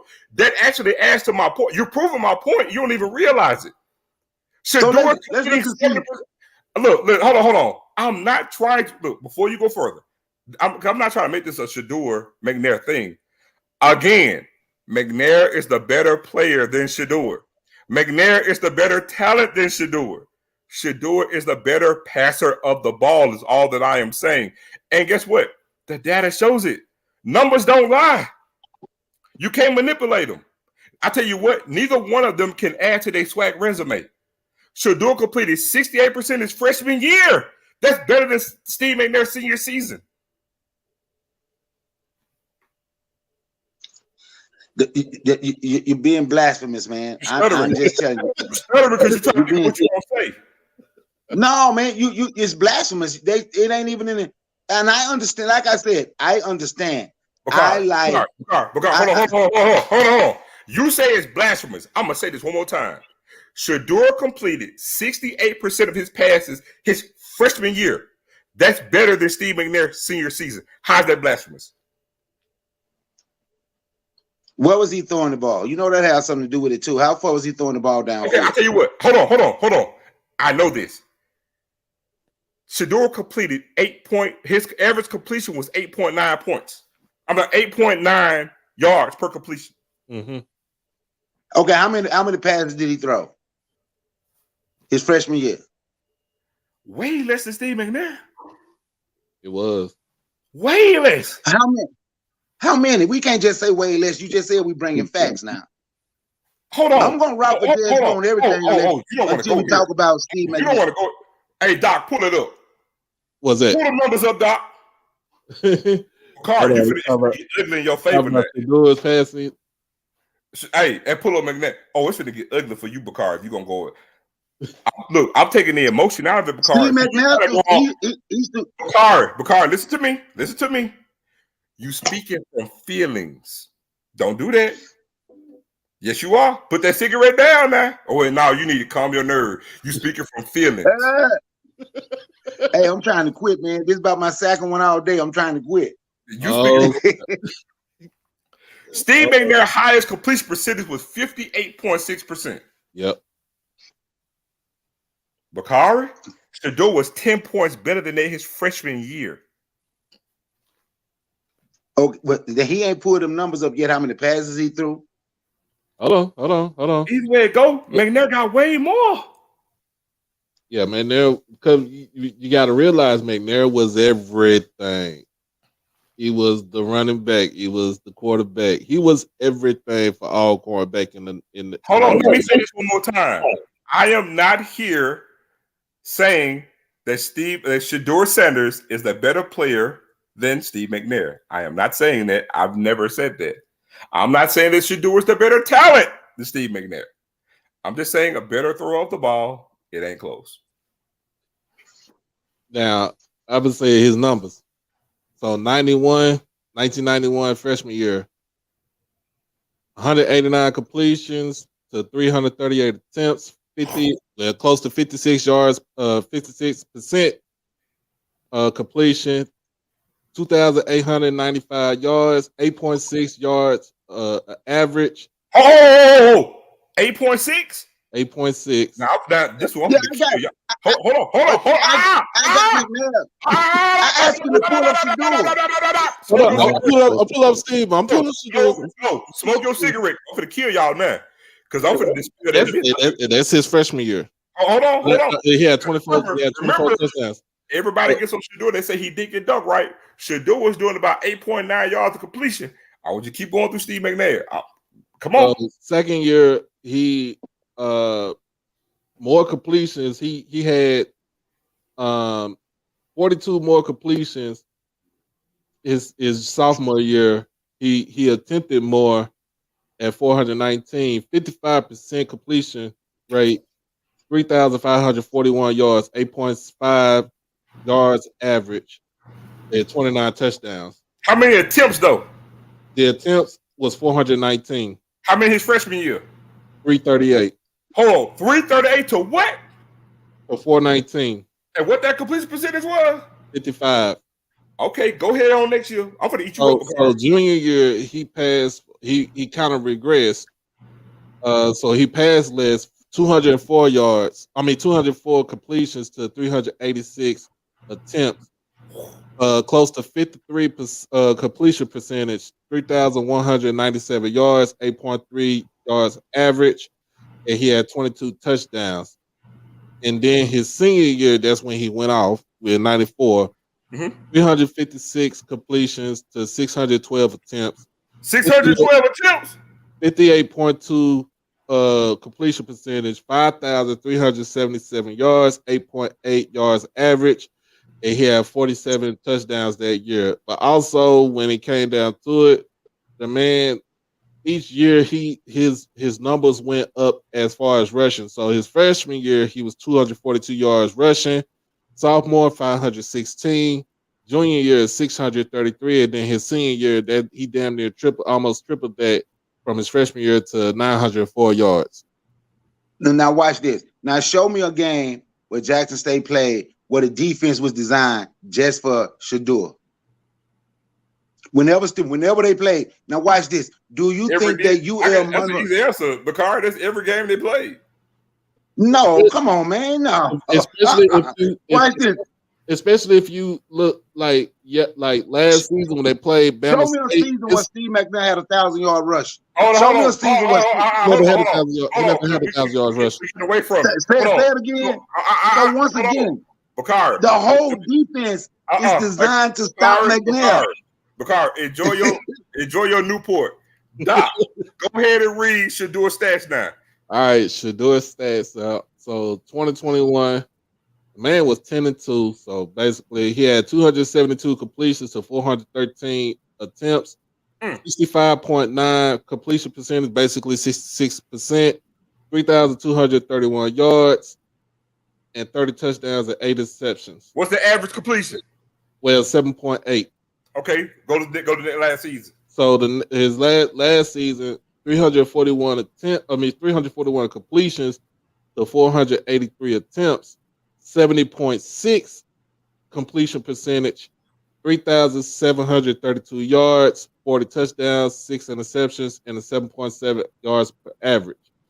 But he also increased his rushing yards from freshman year to his sophomore year by damn near 10 times. So he rushed last year for 85 attempts for 173 yards and he had 6 touchdowns on the ground. So overall, the man had 79 touchdowns altogether. For his career, 616 completions to 901 attempts, 68.4 completion percentage overall, 6,983 yards, 70 touchdowns, 14 interceptions, 9 rushing TDs, 7.8 yards completion. Now I'm gonna ask again. Name one game where the defense was designed strictly for him. That don't matter. We ain't It talking about. does matter. No, Watch it doesn't. this. We talking Watch about this. Name one season. Take Name one athleticism out of season. it. We're not talking about this. No, that ain't what I'm talking. Name one season McNair had a 1,000-yard rush. Hey. Name one season. Because I'm going to show you how it was made easier. He never had. I'm not knocking. You should do it. Huh? Hey. His whole career, his all through 4 years, Steve McNair never had 1,000 yards rushing. His closest was his senior year, where he had 904 yards rushing. That was his closest to even getting 1,000 yards. Now he would have got 1,000 yards rushing on top of the 5,733 yards that he had passing. Nobody's not touching that single season record, regardless. Here's the thing, though. Now, I'm gonna tell you something, though. I love Jackson State. Watch this. I love Jackson State. Bakar, wait a minute. I'm gonna say this. I'm about to get out. I gotta make my point. Okay, go ahead. There is no point in talking about his athleticism because we're not talking about that. So you saying what defense? We're talking about what he did as a passer of the football. Nothing else needs to be commented on. That don't matter because pass defense is pass defense. So you saying what? Hold on. You saying what defense was created to stop him? None of that matters in this conversation. Pass defense is pass defense. Again, numbers don't lie. You can't sit here. The dude was almost 13 points better than him on completion percentage. Like, even if I were to give you a curve on blitzes, that dude is 13 points better than him on completion percentage. You can't make that up. You cannot defend that. Okay, you're right. Okay, watch this. You say I can't defend it. Watch this. Did you watch when Alcorn played Youngstown State in the playoffs? Yeah, I watched it. Okay, what would a whole defense design? Stop back. Don't let McNair beat you with his arm because he had hurt his. So they just stuck the whole. They wouldn't try to blitz. Don't let them beat. They couldn't do it because they had no running game. Then none. So that had none of what you said has nothing to correlate about his completion percentage. Absolutely. Yes, it does, though. No, why don't it have something? Yes, it does. Yes, it does. And look, how come it don't? When you design your whole offense, because he can't run, they ain't got no running game. So we just gonna drop back. We gonna just drop back and we gonna play 8 in coverage, 9 in coverage the whole. Why don't it have anything to do with it? So what you're telling me is that Jackson State didn't see no zone. Why should do with the Jackson State? What you're telling me? They couldn't drop 8, 9 in coverage because they had running games. That's all I'm saying. How come they couldn't? We didn't have a running game his first year. That's all I'm saying. But he didn't have a running game his first year though. He had to pass the ball. We didn't have a. Hold on. Jackson State had the worst O-line in the SWAC his freshman year. Remember, we had to go rebuild it, and we didn't have a running game. Remember, that's why we had to go get Sevion. Hold on. So we had a horrible O-line, and we had no running game, and we saw. Remember, Shador's curve is actually worse than McNair's because I'm telling you, his freshman year from a completion percentage is better than Steve McNair's senior season. It's fact. So The numbers right there, black okay, and so white. let me ask you. Okay, wait a minute. Let me ask you a question. Just be honest. Mhm. Do you think that UL Monroe team would have beat McNair? It don't matter. I don't care. That's not a part I'm of the just argument. asking a simple question. I'm not going to answer that because I don't care. I don't care. We talking about him as a passer. That don't matter to the And argument. watch this. And let me say this again, right? I love JSU, but I know Steve you do. McNair is the GOAT. John? I Say that love again, JSU. Zo. Hold on. Let me co-sign with you. I love JSU. Steve McNair's the GOAT. Steve McNair, We look, Steve all, McNair gonna be everybody. he came out the swag and he represented well, even on the profession. So I'm gonna always and you know And what? none of that changes what I said. Shador's a better passer than football. Well, you know what? I'm gonna say it like the okay. Okay, if that's what you want to say, I ain't going. But watch this. I'm moving the next season. We got Jason Brown Jr. now, and he gonna put up big numbers for us. How about that? Because he in the chat. He gonna put up big numbers for us. He So is. that's what I'm looking forward to now. Jason Brown throwing touchdowns because we gonna be at the game here cooking out. You know, like I said, I ain't graduated from JSU. I'm just really involved. I got homeboys here, so I'm gonna be with the Atlanta folks who graduated from JSU down here cooking out at the game when they play South Carolina State. Hey, I like. Look, you know what though? I'm gonna tell you just like this. I like the debate that we have about this because it people want to know what what I'm saying, what other people think about certain subjects like that, certain topics. But man, I'm gonna say this. Shador stays at Jackson State. He stayed at Jackson State 2 more years. He basically obliterates Jackson State's passing record. He'll obliterate the touchdown record held by Robert Kent. He'll probably be second or third in the SWAC as far as passing yards go, and in all other statistical categories. That's what I say. But I just want to tell people like, look, this is something that we can actually talk about. You know what I'm saying? It's a discussion. But I will say that Shador's overall season last season was better than Davis Richard. Only thing Davis Richard has on Shador is he won the Celebration Bowl. But they don't count the Celebration Bowl. They count it what he did before the Celebration Bowl. Lou said he got away. Hey, we got all day. Come on with it, Blue. Come on, Blue. But yeah, man. Other thing that's coming up that we saw today, Tyler Perry by the acquisition of buying BET and making it black owned again. And not only just buying BET, buying also VH1, who is the parent company, is part of BET. So VH1 is now black owned. BET's back to being black owned. What do y'all think about that? Oh man, I on the surface, I'm gonna say I feel good about it, but I'm in a wait and see approach. I mean, because this at the end of the day, this could be big news or it could be much ado about nothing. I think on the surface we'll probably say it's a good thing, but that's us assuming something or thinking that things are going to be a particular thing or move a particular way when we really don't know.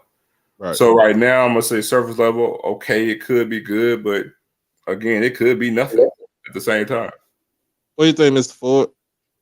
I ditto to what Zoe just said. I'm gonna wait and see. I want to see, is it gonna be more Amos and Andy? What is it gonna be? What I mean, is it gonna be a plus for our community or is it gonna be a negative? That's what I'm waiting to see. Yeah, I mean that's what I'm saying. I'm gonna wait and see, and I know most of us want to know if they're gonna bring back HBCU, the sports to come back to BET. I don't know, but you got, like I said, you got with now it's HBCU plus, and you still got HBCU Go. Especially HBCU Go. I want to see them broadcast more than one game, one game on a Saturday, and see what they're gonna try to put out this season. I will say this though, if at all possible, BET were to jump back in that arena to do that, I think some of you will agree with me that they're going to have to come with it, because I'm going to just say this. If HBCU Go was able to grow in any type of way, BET has a lot to stand up to, because HBCU Go has a great product. It's in the infancy stages, but the presentation of the product is amazing. Right. It actually has a vintage feel to it with new technology. And having Charlie Neal on the broadcast only adds to that. You know what I mean? Oh yeah, but, it adds to it. And actually chopping it up with him at the Legacy Bowl, you kind of you see why. But we're in the infancy stages of HBCU Go, and like I said, if they can actually grow and they can actually put even more investment behind their product, then we really could be on our way with something. If BET were to step back into the arena, HBCU Go is setting a standard for them to a baseline, I would say, for them to set. Joe, what's going on, man? What's going on? I guess I'm kind of late. I was chiming in on the Steve McNair conversation. I just had a few questions for Zoe. Shoot. If you don't mind. Sure. Would you say the SWAC talent, the overall SWAC talent, was better when McNair played, or better when Shilo played? Well, what we're getting from a transfer standpoint is probably comparable. No. So the overall talent was better, or it's the same, or what you saying? It was better. I'm saying it's about the same. Okay, it's about the same. When we talk about 1994, now when Steve McNair, his first year in 91, I would say the talent is better. But each year that passed, the talent regressed. So I would say with the influx of talent we got coming in, it's about the same. Now, at least last season. Because I don't know how you say Shilo was a better passer than McNair. I don't see anybody can see otherwise. I watch McNair and I don't see. Because I'm gonna tell you this is what I'm gonna tell you. I think the talent was better. Overall talent throughout the whole SWAC was better than the overall talent what it was now. Okay. And I'm gonna give you a scenario. If I take two NBA players that's badly scoring in the NBA and I put them in the ABA league, do you think they're gonna dominate, or you think they're gonna play the same? I can't use that analogy because we're not talking about the player per se. We're talking about what he does as a passer. So that analogy, though it sounds good, it doesn't equate to what we're discussing. If you kind of see what I'm saying. Because mind you, hold on, because let me say this. Again, Steve McNair is the better player. I watched him, so I'm not disagreeing with you. He's the far better player. He's the far better talent. But I'm speaking specifically on throwing the ball. Okay, okay, all right. I would agree with you on that. He's a better passer. That's all that I'm saying. I agree with you. Yeah. Okay. That's all that I'm saying. I'm thinking. All right. I agree with that because Shilo was a better passer. Yeah. That's all that I'm saying. The ball better than McNair. Okay, I got you. All right, I apologize. I know I got y'all late. Apologize. I'm getting off. Nah, you good, man. You good, man. All right. Let's see. Them years that McNair played in here at Cardell Jones. I mean, shoot. They were. I made the argument that Steve McNair was the best player in all of college football. I mean, I can't. Yeah, they took the Heisman from him. I mean, they gave it to Rashad Salam. It should have went to Steve. Look, I can say that. I agree with it. I believe it. Yeah. But I'm speaking solely on throwing the ball. See, we got to take away the emotion of how good he was as a player as to taking his legs away, and we're saying just throwing the ball. Mm-hmm. Yeah. So it just kills people to admit that. It really does. But I love it. I mean, well, you can say, well, he played against better talent, but the talent on what we saw with McNair, and then what you saw with Shador, it was. I mean, honestly, let me say this again. I'm taking the emotion out of it. I was actually playing ball then, right? We're going to 1994. Okay, Mhm. his last year, his craziest statistical year. Yeah. Okay. Well, they'll say in a vacuum it was better talent then. I say really because let me go back to the first game of the season. Grambling had a really, really, really, really strong team. Eddie Robinson coach team with Kendrick Nord at quarterback. Yep. Alcorn lost their game on the last play of the game when McNair missed. I forget the player. I think it wasn't 6-6. It was somebody else. And Alcorn lost their game. You know what their score was? It was like 56-49. Close. Yeah, right. So Alcorn had a horrendous defense. Yep. Now watch this. Name me the team in the conference. Then, since we talk about the talent one there, name me the team that had a top 10 defense in the SWAC then, since the talent was so much better. Southern. Top 10 defense in 1994. Southern. No, they did. Not in 94. No, they did. Pull the stats up. Southern. In 94, Southern did not have a top 10 ranked defense. Nobody in the SWAC did. No, the MEAC always played the best defense, but Southern had the best defense. The MEAC had the best defense. We're not worried about that, though, Mr. Ford. We're talking about the SWAC. We said the talent in the SWAC was better then. MEAC is irrelevant. The point I'm getting at is, was there talent in the SWAC? Of course it was. The point I'm getting is, we're trying to act like the SWAC last season was chopped liver. There was no talent. You can't have it both ways. Everybody is getting all these 3 and 4 stars now. You can't have it both ways, man. You go back to recruiting now. We want to put it in the vacuum. You can't have it both ways. I'm like a whale and an elephant. This memory is phenomenal now. I'm a long way from dementia. It go right back into recruiting again. So again, I'm not disagreeing with everybody. Let me say it again. Steve McNair was the better player. He was the better talent. But as a thrower of the football, Shador is way better. Period. So, and again, you can't justify somebody being almost 14 points better than somebody on completion percentage.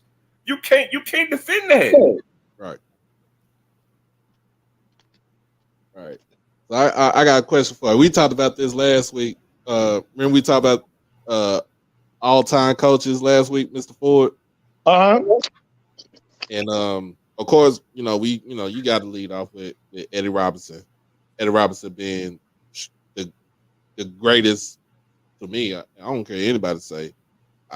He's the greatest football coach I ever seen in my life, in my lifetime. I don't care about no Joe Paterno. I was cool. I'm cool, with Bobby Bowdens, but Eddie Robinson was the best one. You had a chance, like you said, to see W.C. Gordon. Thank you, Blue. Yeah, you said, did I see W.C. Gordon? I was talking to Zoe. You say okay. W.C. Gordon when you was living in Jackson. Yeah. We all compared them to, we not say compared them, but we compared other coaches like Bill Hayes, Joe Taylor, Billy Nix. Man, let me tell you something. And I'm gonna say this, and I've said this all my life, and I wish I was on national TV right now with what I'm about to say. It actually gets under my damn skin when I hear anybody say Nick Saban is to go to college football. No, yeah. No, he's not. Eddie Robinson is the greatest college football coach ever. And then after him, it's Jake Gaither. After Jake Gaither, it's W.C. Gordon. Do you know anything about Billy Nix and Arnett Mumford? I know all about Arnett Mumford and Billy Nix at Prairie View. Mr. Ford, I'm Mr. Ford. Yeah, encyclopedia over here. Listen to me. Billy Nix had 1 decade. Ace Mumford played I got to put an asterisk by it because Ace Mumford played with Patty Hills. Eddie Robinson coached at the turn of when football became what it is in this country. Eddie Robinson sent over 200 players to the NFL. I'm going to say it again. 200 players to the NFL. In 57 years. Do the average on that. Watch this. Jay Gaither created an offense, the split T. The offense was so dominant that Paul Bryant and I forget General Nealon from Tennessee. Yeah. They came to his camps to learn his offense from him. And he has a famous quote, "I'll take yours, you can take mine, and I'll still beat you with yours."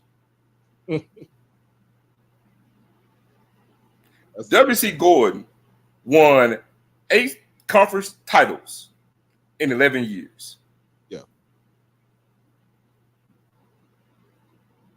Can't beat that. I don't think y'all understand, bro. Like, and Coach Gordon had the greatest success. Well, let me not say that. Pete had at the end had the greatest success against Eddie Robinson, but I put an asterisk by it because Eddie Robinson was on the tail end, and Grambling wasn't the true Grambling that it was. But still, he got the win, so you can't take it from him. But outside of Pete, W.C. Gordon had the best record against Eddie Robinson, and they tied quite a few times. So they're saying something. I don't think people really understand what Eddie Robinson was. I really don't think they truly do. Like, the dude has won over almost 70% of his game over a 40-year span. Marinate on that alone. He's almost at 70% winning percentage over 40 years. That's astronomical, dog. Yeah. 200 players in the NFL. I don't even think Eddie Robinson won 8 out of 10 SWAC championships. No, he didn't. And it's 8 out of 11. Let me tell you, Eddie Robinson has sent more players to the NFL than certain FBS programs. Yeah. Right now. That's a GOAT. But see, we want to minimize it because we'll say it was a big boy ball, but let's not undermine the fact that we're talking about in the 50s and the 60s when you couldn't have any African Americans playing on that upper level. Mm-hmm. Because we know talent. If I'm putting more talent in the NFL than Notre Dame, then surely I got better players than Notre Dame does. Yeah. Hence the reason why Eddie Robinson Grambling was called the Black Notre Dame. And I don't think people get, like I said, people get respect. Doc, do you know this? Eddie Robinson, y'all Gremlinites let me know. I could be wrong. I think Grambling was still a D2 school, if I'm not mistaken. Mm-hmm. And he had a national coaches show across the whole entire country. The only one.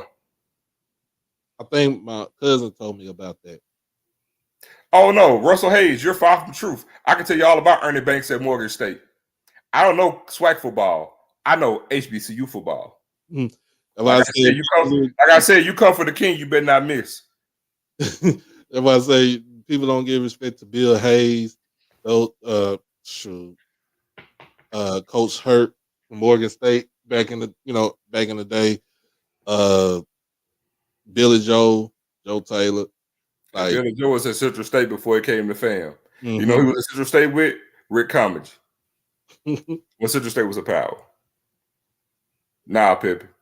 Don't come at me talking about I know SWAC ball. I know HBCU ball. I'm just in the sense like like you said, you hate the fact that people give Nick Saban the torch bearer of college football. I mean, yes, he won national championship, getting to Alabama. But I feel like this. He didn't do it at Michigan State. I mean, well, here's the thing. No, he didn't. And Eddie Robinson has only been to one place. He was at Grambling, right? Right. But then again, there's context in all of this. We can't leave out context when you talk about Eddie Robinson in the landscape of college football, because context is going to tell you he coached in the 60s. Mm-hmm. Now, Eddie Robinson had an offer to go to the LA Rams at one time. He turned it down. But you got to remember, Eddie Robinson was coaching at a time where, yeah, you can sit there and say, well, he was getting the best talent. Well, guess what? Just imagine if let's just visualize in the 50s and 60s and early 70s, if Eddie Robinson could go play LSU. Right. If he could go play Notre Dame. They didn't want no parts of that. You know what? They weren't thinking about no money game back then. Right. So, I mean, when you talk about what Nick Saban has done, I mean, it's all money at this point. Right. It's all money at this point. And I'm not poo-pooing what Nick Saban is in the landscape of college football. Let me make that clear. He is a damn good coach. What he does stands for itself, and it should be highlighted. But Nick Saban couldn't do what Eddie Robinson do. Nick Saban went out there painting no field, being a coach. He didn't have to wear the hats that Eddie Robinson does. He couldn't do it. Couldn't drive the bus. Understand what Eddie Robinson is. Guess what? Eddie Robinson. I mean, have you ever seen Nick Saban play 3 home games in the season? Huh? No. I mean, it's things to it that you add to it. Every trip is a bus ride. I don't care if we're going to New York or Cali. At that time, we talking about in the 50s and 60s, they weren't flying on no plane to go play a game. You weren't staying in this night hotel the day before a game. Right. None of the luxuries that they have, they were doing it back then. Eddie Robinson had it. And I'm talking about, man, Hall of Famer after Hall of Famer, all pro after all pro, #1 draft pick after #1 draft pick. And then he go the crazy part. Eddie Robinson don't even have the most draft picks. Tennessee State does. Big John Merritt. Tennessee State has the most draft picks out of all HBCUs. Grambling is #2. #3 is JSU State, ain't it? Yep. But yeah, the Big John Merritt, JSU State, then goes out to Tennessee State and shoot. He built the power at JSU State. Hey, I tell you what. Since you mentioned Big John, I'm gonna tell you something. A lot of your listeners don't even know. Man, do you know what Big John, when he got to Tennessee State, he didn't have one single losing season? Yeah, I read about that. And he coached there, I believe, 21 years, I believe. Yeah. 63 to 83. 20 years. He didn't have one single losing season.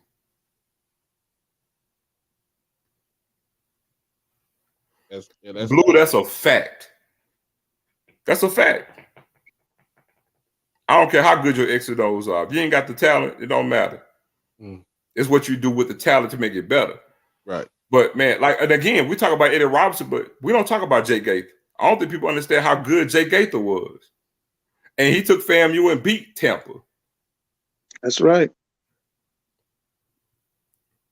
I read about that one too. Jay Gaither was a hell of a coach, man. Oh yeah. Like a hell of a coach. And then let's just talk about the state of Florida and being what it is, right? All that talent was going to FAMU. It wasn't even going to Bethune-Cookman like talking about. You put together University of Miami, you put together University of Miami, University of Florida, and FSU. That was FAMU back in the 50s and 60s. He had 300 ball players on the yard. He dressed 88. He had something on the yard he called the pit. You had to play your way out the pit. And guess what? And he was getting his head bust by JSU too. Yeah, he lost to 60. 61. They beat us in 60. No, he lost one and won one. He won the first one they met in the Orange Blossom Classic. He lost the second. They beat us in 60. We came back and beat them in 61. Yeah, that's Willie Richardson and them. Yeah. But we don't talk biggest problem in the SWAC actually was not Jackson, it was Prairie View. Huh? His biggest problem in the SWAC was not Jackson, it was Prairie View. Oh no. I just said we gave him hell too. But But his hair with them was in the 50s. We played them in the 60s because that's when Billy Nix was coaching in the 50s. But also Knicks coached all the way to 65. But Prairie View did all they win in the majority in the 50s. Because in the 60s, that's when Grambling took over. They won, Otis Taylor and them won in 61? Was it 62, 63? Yeah, I didn't say they didn't win, Mr. Ford. I said when they were dominant, they dominated the 50s. Yeah, they were dominant. They had some good teams in the early 60s because he retired in 65. Grambling dominated the era of the 60s and the 70s. Grambling's domination came after the death of Arnett Mumford.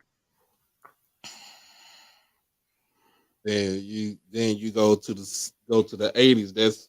That's W.C. Gordon's reign in the SWAC. And Eddie Robinson too. No. Yeah. How you gonna say yeah? Look at the number. How many SWAC championships did W.C. Gordon win in the 80s, and how many did Rob win? We won 8 out of 11 years, Mr. Ford. No, I'm saying in the 80s. 8 out of 11. Yeah, 8 out of 11. Yeah, it's okay. All right. 8 out of 11. I know you went undefeated for what? 85 to what? 4.5 years. Because I know Southern broke the streak. In 89. Yeah, at the homecoming game. Mm-hmm. Yeah. And we came back the next year and peeled their cap. Yeah. Yeah, y'all own the 80s. You did. And then in the 90s, it was a toss-up until Pete got in there. And then Pete. And Southern dominated the 90s.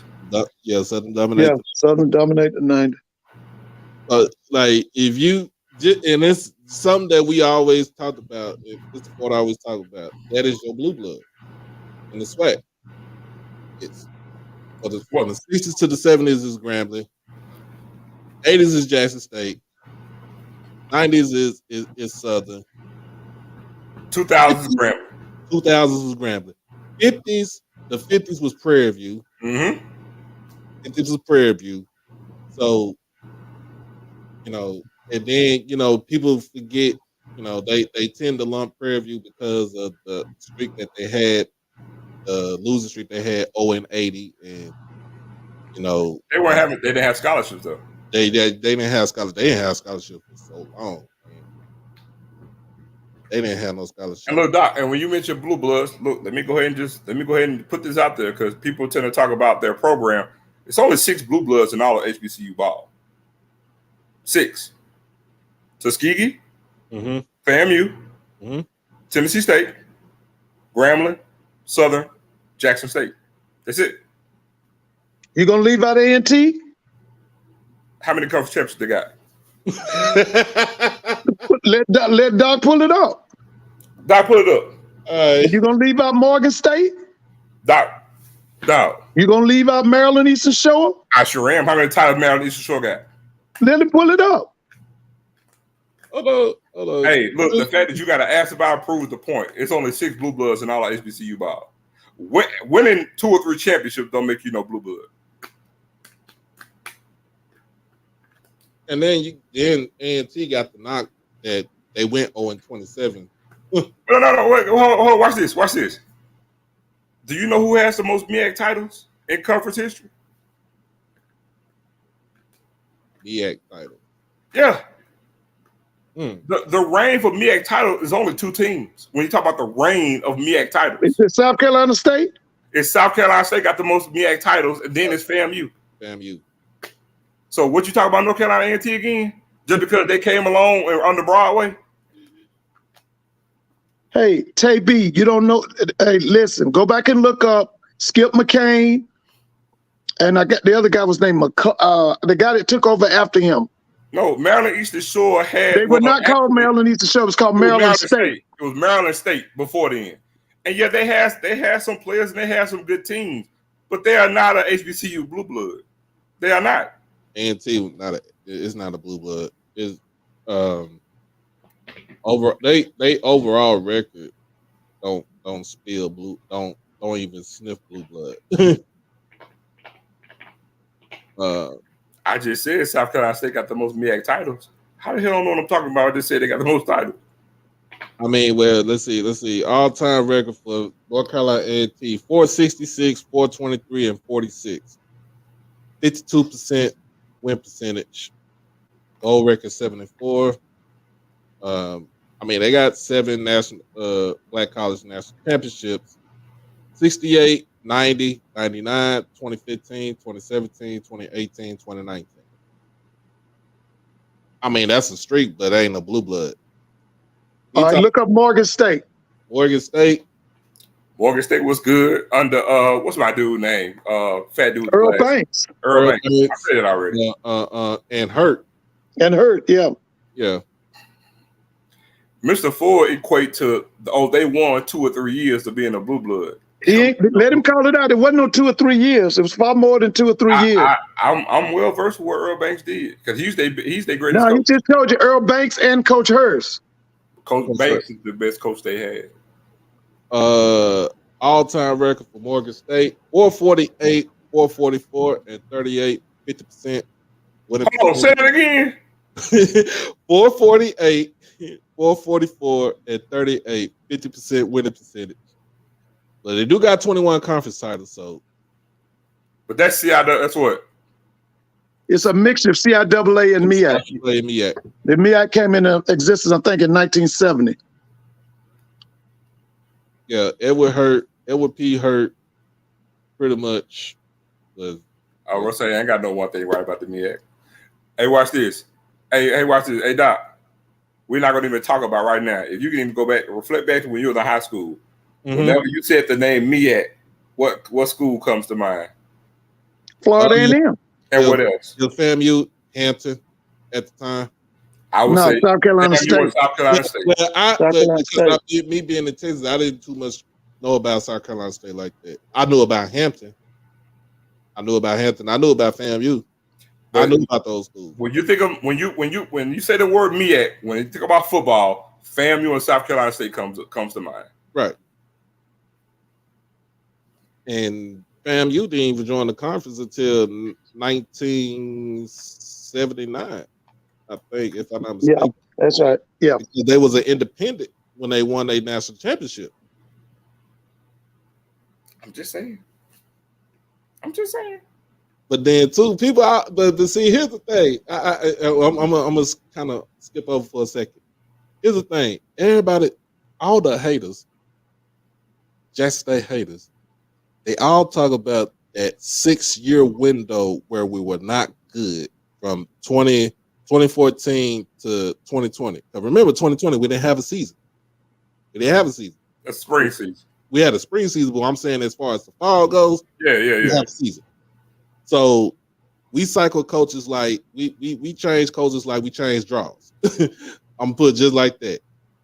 But Mr. Ford always tell me about FAMU from 2004 when they, like you said, when they fired Joe Taylor, right? No, Billy Joe. They fired him in 2003. 2003. Yeah. So 2004 all the way up until they hired Willie Simmons. Right. They were terrible. But they don't want to talk about that. They don't want to talk about no Rattlers want to talk about that. Or let's just say with North Carolina A&T, yes, you had all that success, but you was on 27 for a 2.5 year stretch. You was on 27 for a 2.5 year stretch. Or let's just say when Grambling was, people say about Grambling. Grambling was going downhill when Eddie Roberts, probably like around about 95, 96. Mm-hmm. It was going downhill. It took the hiring of Doug Williams to get you back on track. Plus, Doug left, brought in Melvin Spears. He continued the success. You bring in Broadway. I mean, you had that continued success in the 2000s. But people always want to say they want to bring in that 6-year window that we was terrible. And, you know, we could hit back like, look, some of y'all football wasn't great either. Some of y'all football was not great for a period of time. Man, look, everybody gonna go through their spell, man. Right. The only problem is, let's just go keep it a buck. When it comes to Jack State, they want our spell to stick to us Like it can't be removed. That's the only thing. We're not going to sit here and act like we ain't who we are. I mean, I lived it. I can't speak for nobody else, but I lived it. I seen it. Right. So, I just say, like, even when I don't even speak that man's name. And we're not about to now. That stretch right there, we was terrible. We was terrible until we got Comedy up in there. And then when Comedy came in, we went back to our winning ways. Even after Big Daddy passed away, we had Judge as the head coach. And watch this. To the people who don't know, how many years did Judge coach at Jackson State? He goes from 99. He goes 90, not yeah. He goes 4 seasons. 98 to 03. 03. 4 seasons. What was his record all 4 seasons? He was over 500. He had 33, and he was 7-4 every year. Yeah. He was 7-4 for 4 years and got fired.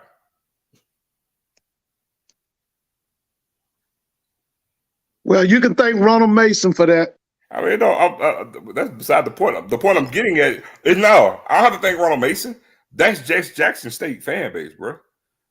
Like, I don't think you recall, like, Coach Gordon was winning the way he was winning and was catching hell. Big Daddy, after his first season, they were wanting to fire him. And then he ended up having a great record and winning swag.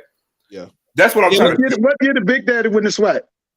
In 96. 96. He's won the national championship, too. In 96. Who was his quarterback? Was it Braylon Pratt? Braylon Pratt. Okay. And Mark Washington. So, no, the thing is, you got to understand, and this kind of thing that I alluded to when talking about Jackson State, that's what people don't understand. I lived it. I know this. Mm-hmm. So when I tell you the greatest thing that Deion Sanders did was he revitalized the entire fan base, that's what I'm talking about. See, if you came to Jackson State from anything from 2000 and back, you ain't got a clue what the hell I'm talking about when I say this. Because the real Jackson State fan base, you ain't seen it. But you're going to see it this year. Let me say this. So you gave a very impressive diatribe about the statistics and what you said about Shedeur Sanders and the statistics. But let me just say this to you. If you would, excluding statistics, please don't mention Shedeur in the same breath with Steve McNair. Don't do that. You doing me Don't do that. Don't tell me you want me to lie to you. Just tell me you want me to lie. Now, like I said, you gave a good argument about the statistics. You gave the statistics, but I'm just saying, excluding statistics, Shedeur is not on the level with no Steve McNair. So don't do that. Don't do that. Don't do that. I lie about you before I lie to you. Yeah, but don't do that. Don't do it. Don't mention Shedeur in the same breath with Steve McNair. Yeah. Like I said, what you do with your statistics was good. It was impressive. But excluding the statistics, please don't mention him in the breath with Steve McNair because he don't deserve it. If he could throw better, I call him Shedeur McNair. If he could throw better. All right. But that's the thing that I was talking about when I'm talking about, the fan base. Because if you've been around JSU football in the past 20 years, you ain't seen what I'm talking about. When I'm talking about the fervor and just and I'm going to say it, the lunacy that comes with the JSU fan base. Because I'm telling you, when Coach Gordon was not beloved by JSU when he was coaching at Jackson State. That is a fact. That's because he was not a Jackson State graduate. He finished Tennessee State. Mr. Ford, I understand. I'm telling you, I lived it. I know. But that's only one part of it. But you have to understand, no, he wasn't a Jacksonian. It was other things too, because he brought that red. They hated it. But guess what? When you win it so much, it can't nobody do nothing to you. Just like Coach Gordon is the all-time winningest coach of JSU history. He didn't leave on his own terms. He didn't. Big Daddy's a JSU alum. So you think they treated Big Daddy differently? I'm going to tell you right now, they didn't. My freshman year, they didn't show. Big Daddy is hold on, Ms. Ford. Big Daddy is a JSU alum. They didn't treat him any different. Was he from Clarksdale? Where was he from? He's from Clarksdale. But watch this. Yeah. Who followed Big Daddy? Judge. Yeah. They didn't treat Judge any differently. You want to know how I know? He went 7-4 for 4 years and they fired him. Yep. He had 2 first-round draft picks out of there. That was Sylvester and Rashad? Yes. Actually, I think he had one. no, he did. That was Big Daddy had to. Huh? No, it was Big Daddy. It was Big Daddy. Because Lester came in '93. That was Big Daddy. Mm-hmm. Well, no, yeah, that was Big Daddy. So that's what I'm telling you. I'm telling you, man. It's a lot of lunacy with JSU fan base.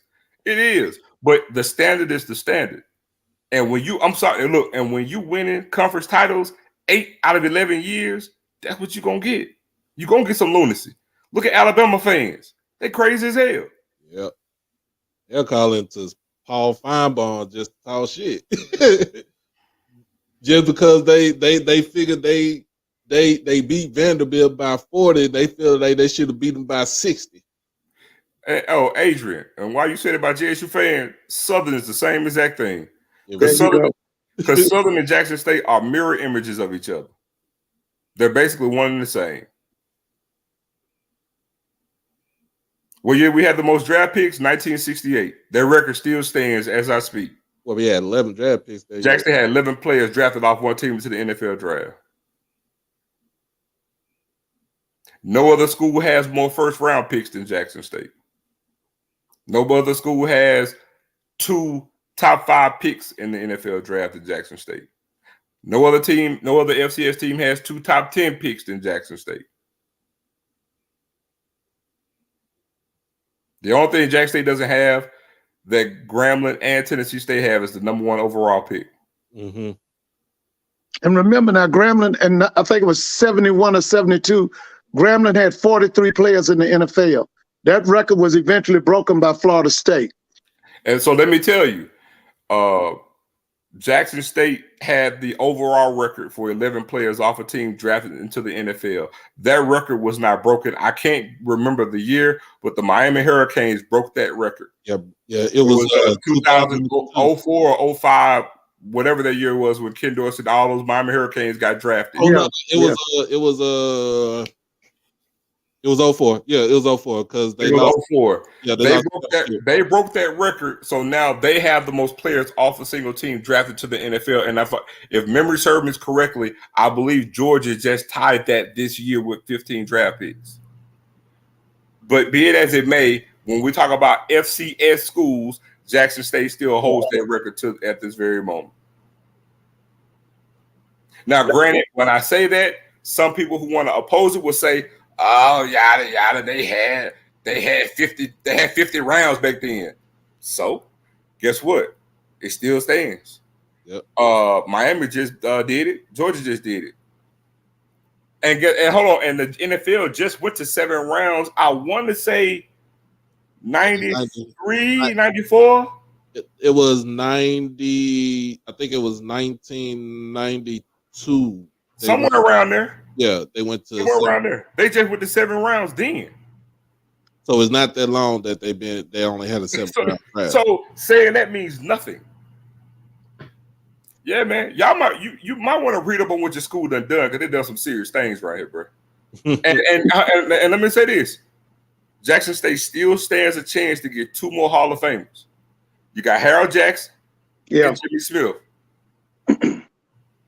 Yeah, they need to be in the Hall of Fame. Harold Jackson needs to be in the Hall of Fame, and Harold Jackson should have been in the NFL Hall of Fame. Yeah, that's true. So for context, for anybody who's listening, who the hell is Harold Jackson? Well, Harold Jackson played in the late 60s and early 70s, and he finished his career with more receiving yards than what Jimmy Smith got. And Jimmy Smith played in a passing era. Harold Jackson has over 10,000 receiving yards. No, I thought Harold Jackson like 9,000. No, he got over 10,000. Smooth got 13, but what? Smooth got like 12,000. I think he got you know what? He may have a shade over 11. Yeah. Harold was drafted by the Eagles first. Who took him out of Jackson? No, he didn't. The Rams. You sure? I'm positive. He got drafted by the Rams, and he played for the Eagles, and he played for somebody else, and then went back to the Rams. Okay. Yep. Double O Soul.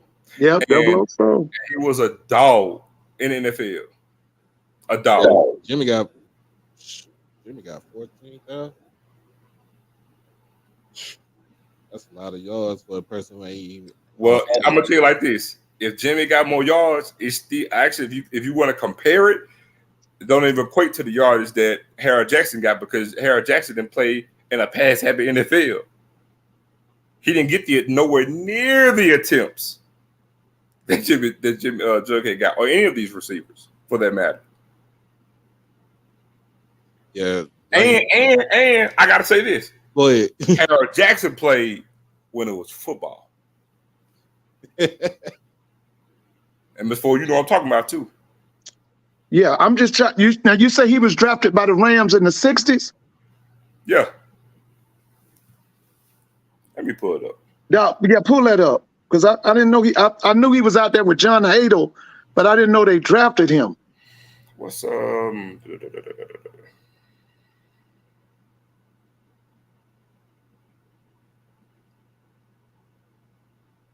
Yeah, 68. He went with the Rams. Yep. That was first round. Was he first round?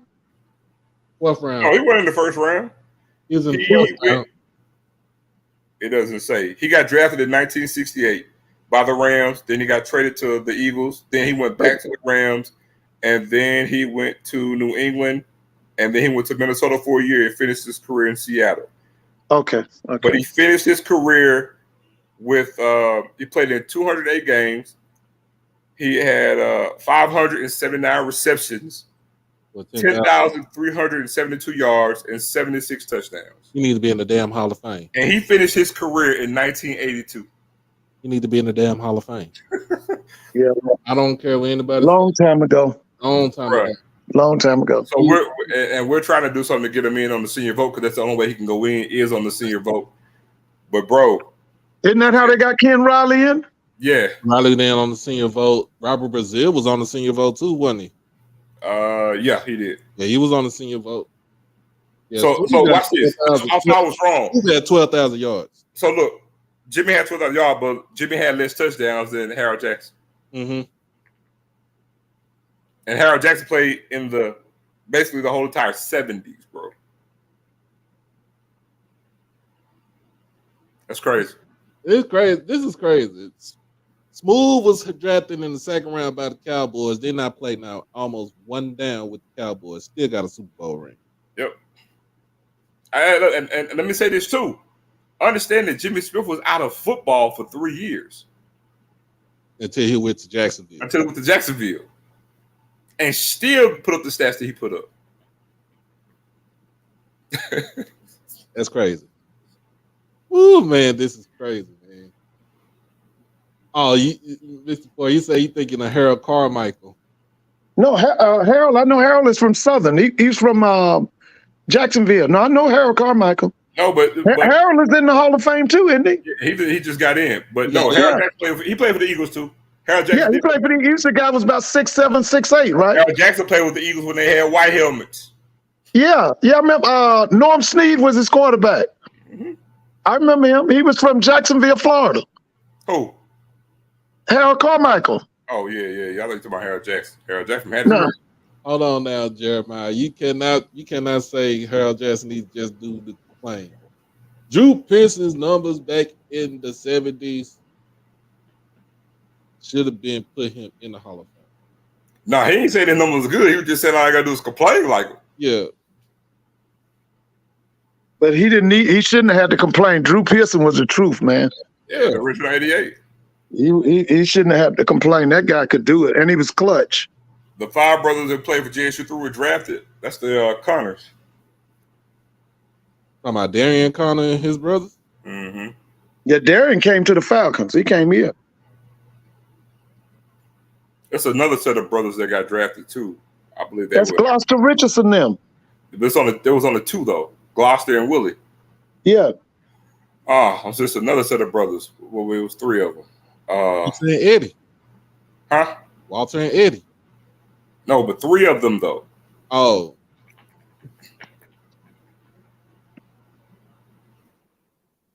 No, she's saying who were the 5 brothers? No, she was saying it's 5 brothers, but 3 of them got drafted. Okay. I'm trying to think.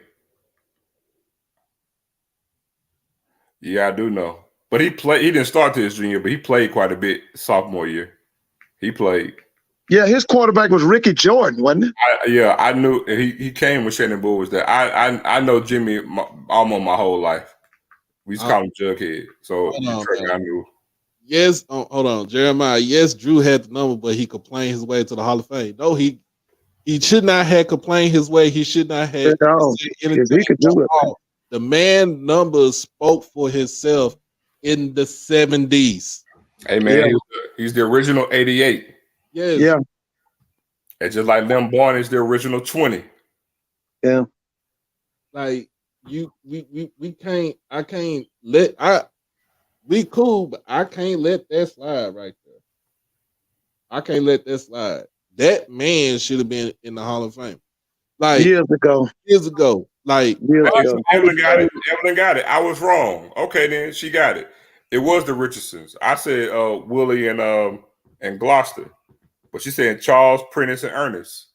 Gloucester played for the Kansas City Chiefs. He backed up Otis Taylor. Mm-hmm. Willie was the Baltimore coach. I didn't know these other three. But yeah, I'm just saying, like, I was just thinking, I'm like, man, nah, like look at it when you talk about Hall of Fame. Like Roger Staubach played only 10, 11 years in the league because part of it he had 5 years in the Navy because he was he came late. He came late. Didn't he go to Vietnam? Yeah, he went. He went. I don't know, but he came late. He didn't come straight out of college. He because you have a commitment after you leave the Naval Academy. Right. After you leave any service academy, you have you got a commitment. So, like, Roger Staubach got in the Hall of Fame in the 90s. Yeah. Like people always said that he should have been in the Hall of Fame like a long time ago, but Roger didn't complain. But Drew shouldn't have had to say anything because his numbers spoke for itself. Plus, he won 2 Super Bowls in the freaking 70s with that team. He went to, in fact, let's just say this. He went to that year, them Super Bowls. Let's see. We lost to the Steelers twice. Lost to the Steelers twice. He beat Denver. and he beat the Dolphins. Yeah. So he went to the Super Bowl. Huh? It was a good Dolphins team they beat. Yeah, it was a good Dolphins team too. Yeah, the next year they went undefeated. Mm-hmm. After they lost to Dallas, they went undefeated. In 1971, they went 4 years, 1-2. Because he took over from Craig Morton. Craig Morton was the quarterback before him. And 1 year they lost. I think Meredith was the quarterback then. No, Meredith was the quarterback when old dude Jackie, the tight end, dropped that wide open touchdown. That was Starbuck. That was Starbuck. That was in 78 or 79. That was against Steelers. Yeah, that was against the Steelers. Yeah, Jackie had played for the St. Louis Cardinals. They should have won that game. He dropped that ball. Game. Yeah, I think Jack is a Hall of Famer too, isn't he? I don't know. I couldn't tell you about Cowboys. I think he's a Hall of Famer. Jackie Smith was a big time tight end. He was at the end of his career when he got with Dallas. Yeah, because he played with Jim Hart and them. Mm-hmm. And you know, like when you talking about you know Hall of Fame, especially from the HBCU ranks, like. Of course, Sweetness was in there regardless of his numbers spoke for itself. Because he was, you talk about he was the team all the way up until what the early 80s, and then they try to put a complete team around him. They did. They won the Super Bowl, but they won it off the defense. I mean, of course, Jerry Rice. That's a no-brainer. That's a no-brainer. You got more yards than some quarterbacks in the league right now. They're only paying out for like 5 or 6 years. Bro, hey, you know what? And when you mention like that, because we actually even talk about this too. When you talk about the college football landscape, Yeah. like you could take any FBS program that you want to choose. Man, do you realize Jackson State had 3 NFL Hall of Famers on one team?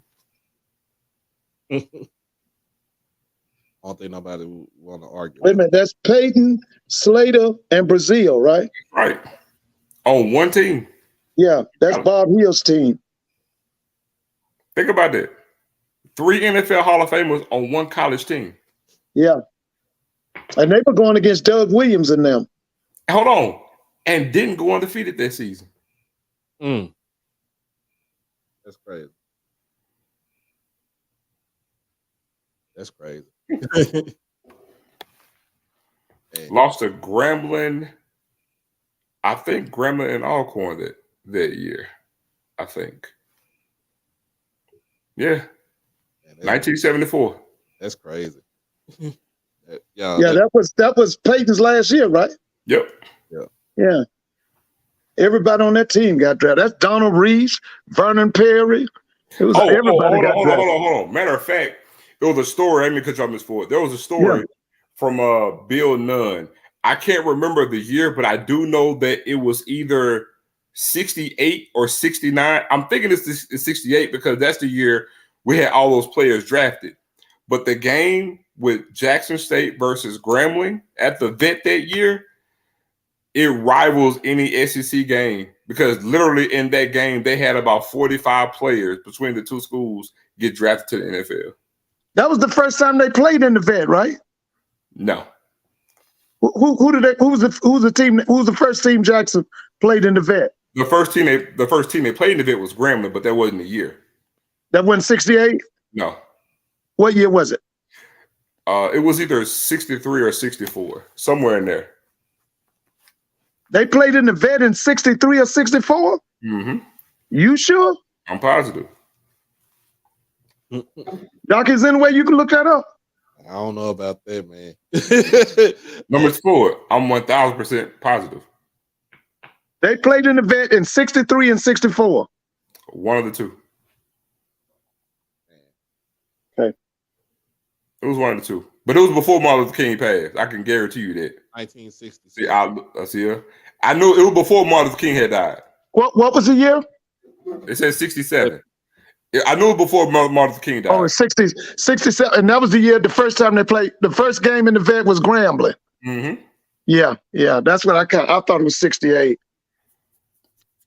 I knew before Martin Luther King had passed. Man. See. Man, look, I'm trying to tell you. But yeah, that game when they played, it was like almost 50 players off between the two teams that got drafted to the NFL, which was unheard of at that time. That's crazy. Because the game they played when Grambling played Morgan State at Yankee Stadium in 68, 35 of those players went into the NFL. Between the two teams, it was 35. That's Raymond Chester and them guys. It was 35 players out that game. That is crazy, y'all. But I know I'm about to eat. I ate all day. All right, man. I'm gonna holler at y'all. We talk more about JSU, HBCU history with Zoe on the next show, probably tomorrow before Ken Clark. And man, let them know what you do, what we got going on. I mean, what y'all got going on Tiger Talk. Man, tomorrow we still gonna be up, man, talking about the initiative that we got. So everybody here who's here listening, we got an initiative to raise $50,000. We've reached the halfway point as of exactly 1 week into it. So we're trying to raise $50,000 by June 21st, and we're gonna hit our mark. We're actually putting some action behind doing some things that we want to do for JSU. So we're gonna talk about that. I'll also talk about the recruits that we got with the commitments and just go from there. Okay. Well, I know next week for me, I'll be in Jackson. So we Tim's stepson, so he go to orientation. So we'll be down there. I'll bet. I'm gonna get up with you then. Yeah, we'll be down there on Thursday. Yeah, we'll leave out probably like this Sunday. We'll leave out Sunday. Bet. All right, man. Y'all take it light, man. All right. All right. All right, man. Y'all have a good one. All right, Mr. Ford. Okay. All right. So yeah. So y'all make sure we go on the show tomorrow and make sure we can try to hit that mark for the initiative with Ken Clark. It's over 230 people in here. Please make sure y'all like this stream and make sure y'all become subscribers because y'all want to get more of this content right here. You gotta subscribe to it, baby. You gotta subscribe to it. I don't, this is grassroots. This is homegrown right here. We don't we don't do that clown stuff. I told you I don't do no clown stuff over here. Homegrown, baby, homegrown. But I appreciate everybody for coming in and tuning in tonight. I know I used to do it on Monday nights, but brother was tired from over the weekend, and we'll be back tomorrow. So what I'm about to do now is get out here, give me something to eat, get some food in my stomach, then sit on this patio and smoke my cigar and just chill and get my mind ready for tomorrow for work. But it was great football trivia, y'all. But if y'all want to continue to get more of this, y'all got to make sure y'all subscribe and y'all got to make sure y'all hit the Cash App, donate to the channel through donation, through membership, through the super chat, through whatever to raise the money because none of this money goes in my pocket. It goes back to the channel to where we get more stuff to go for the channel. So other than that, y'all, man, y'all be blessed. Y'all stay safe. Y'all stay dangerous. We'll be back tomorrow night, 7 o'clock.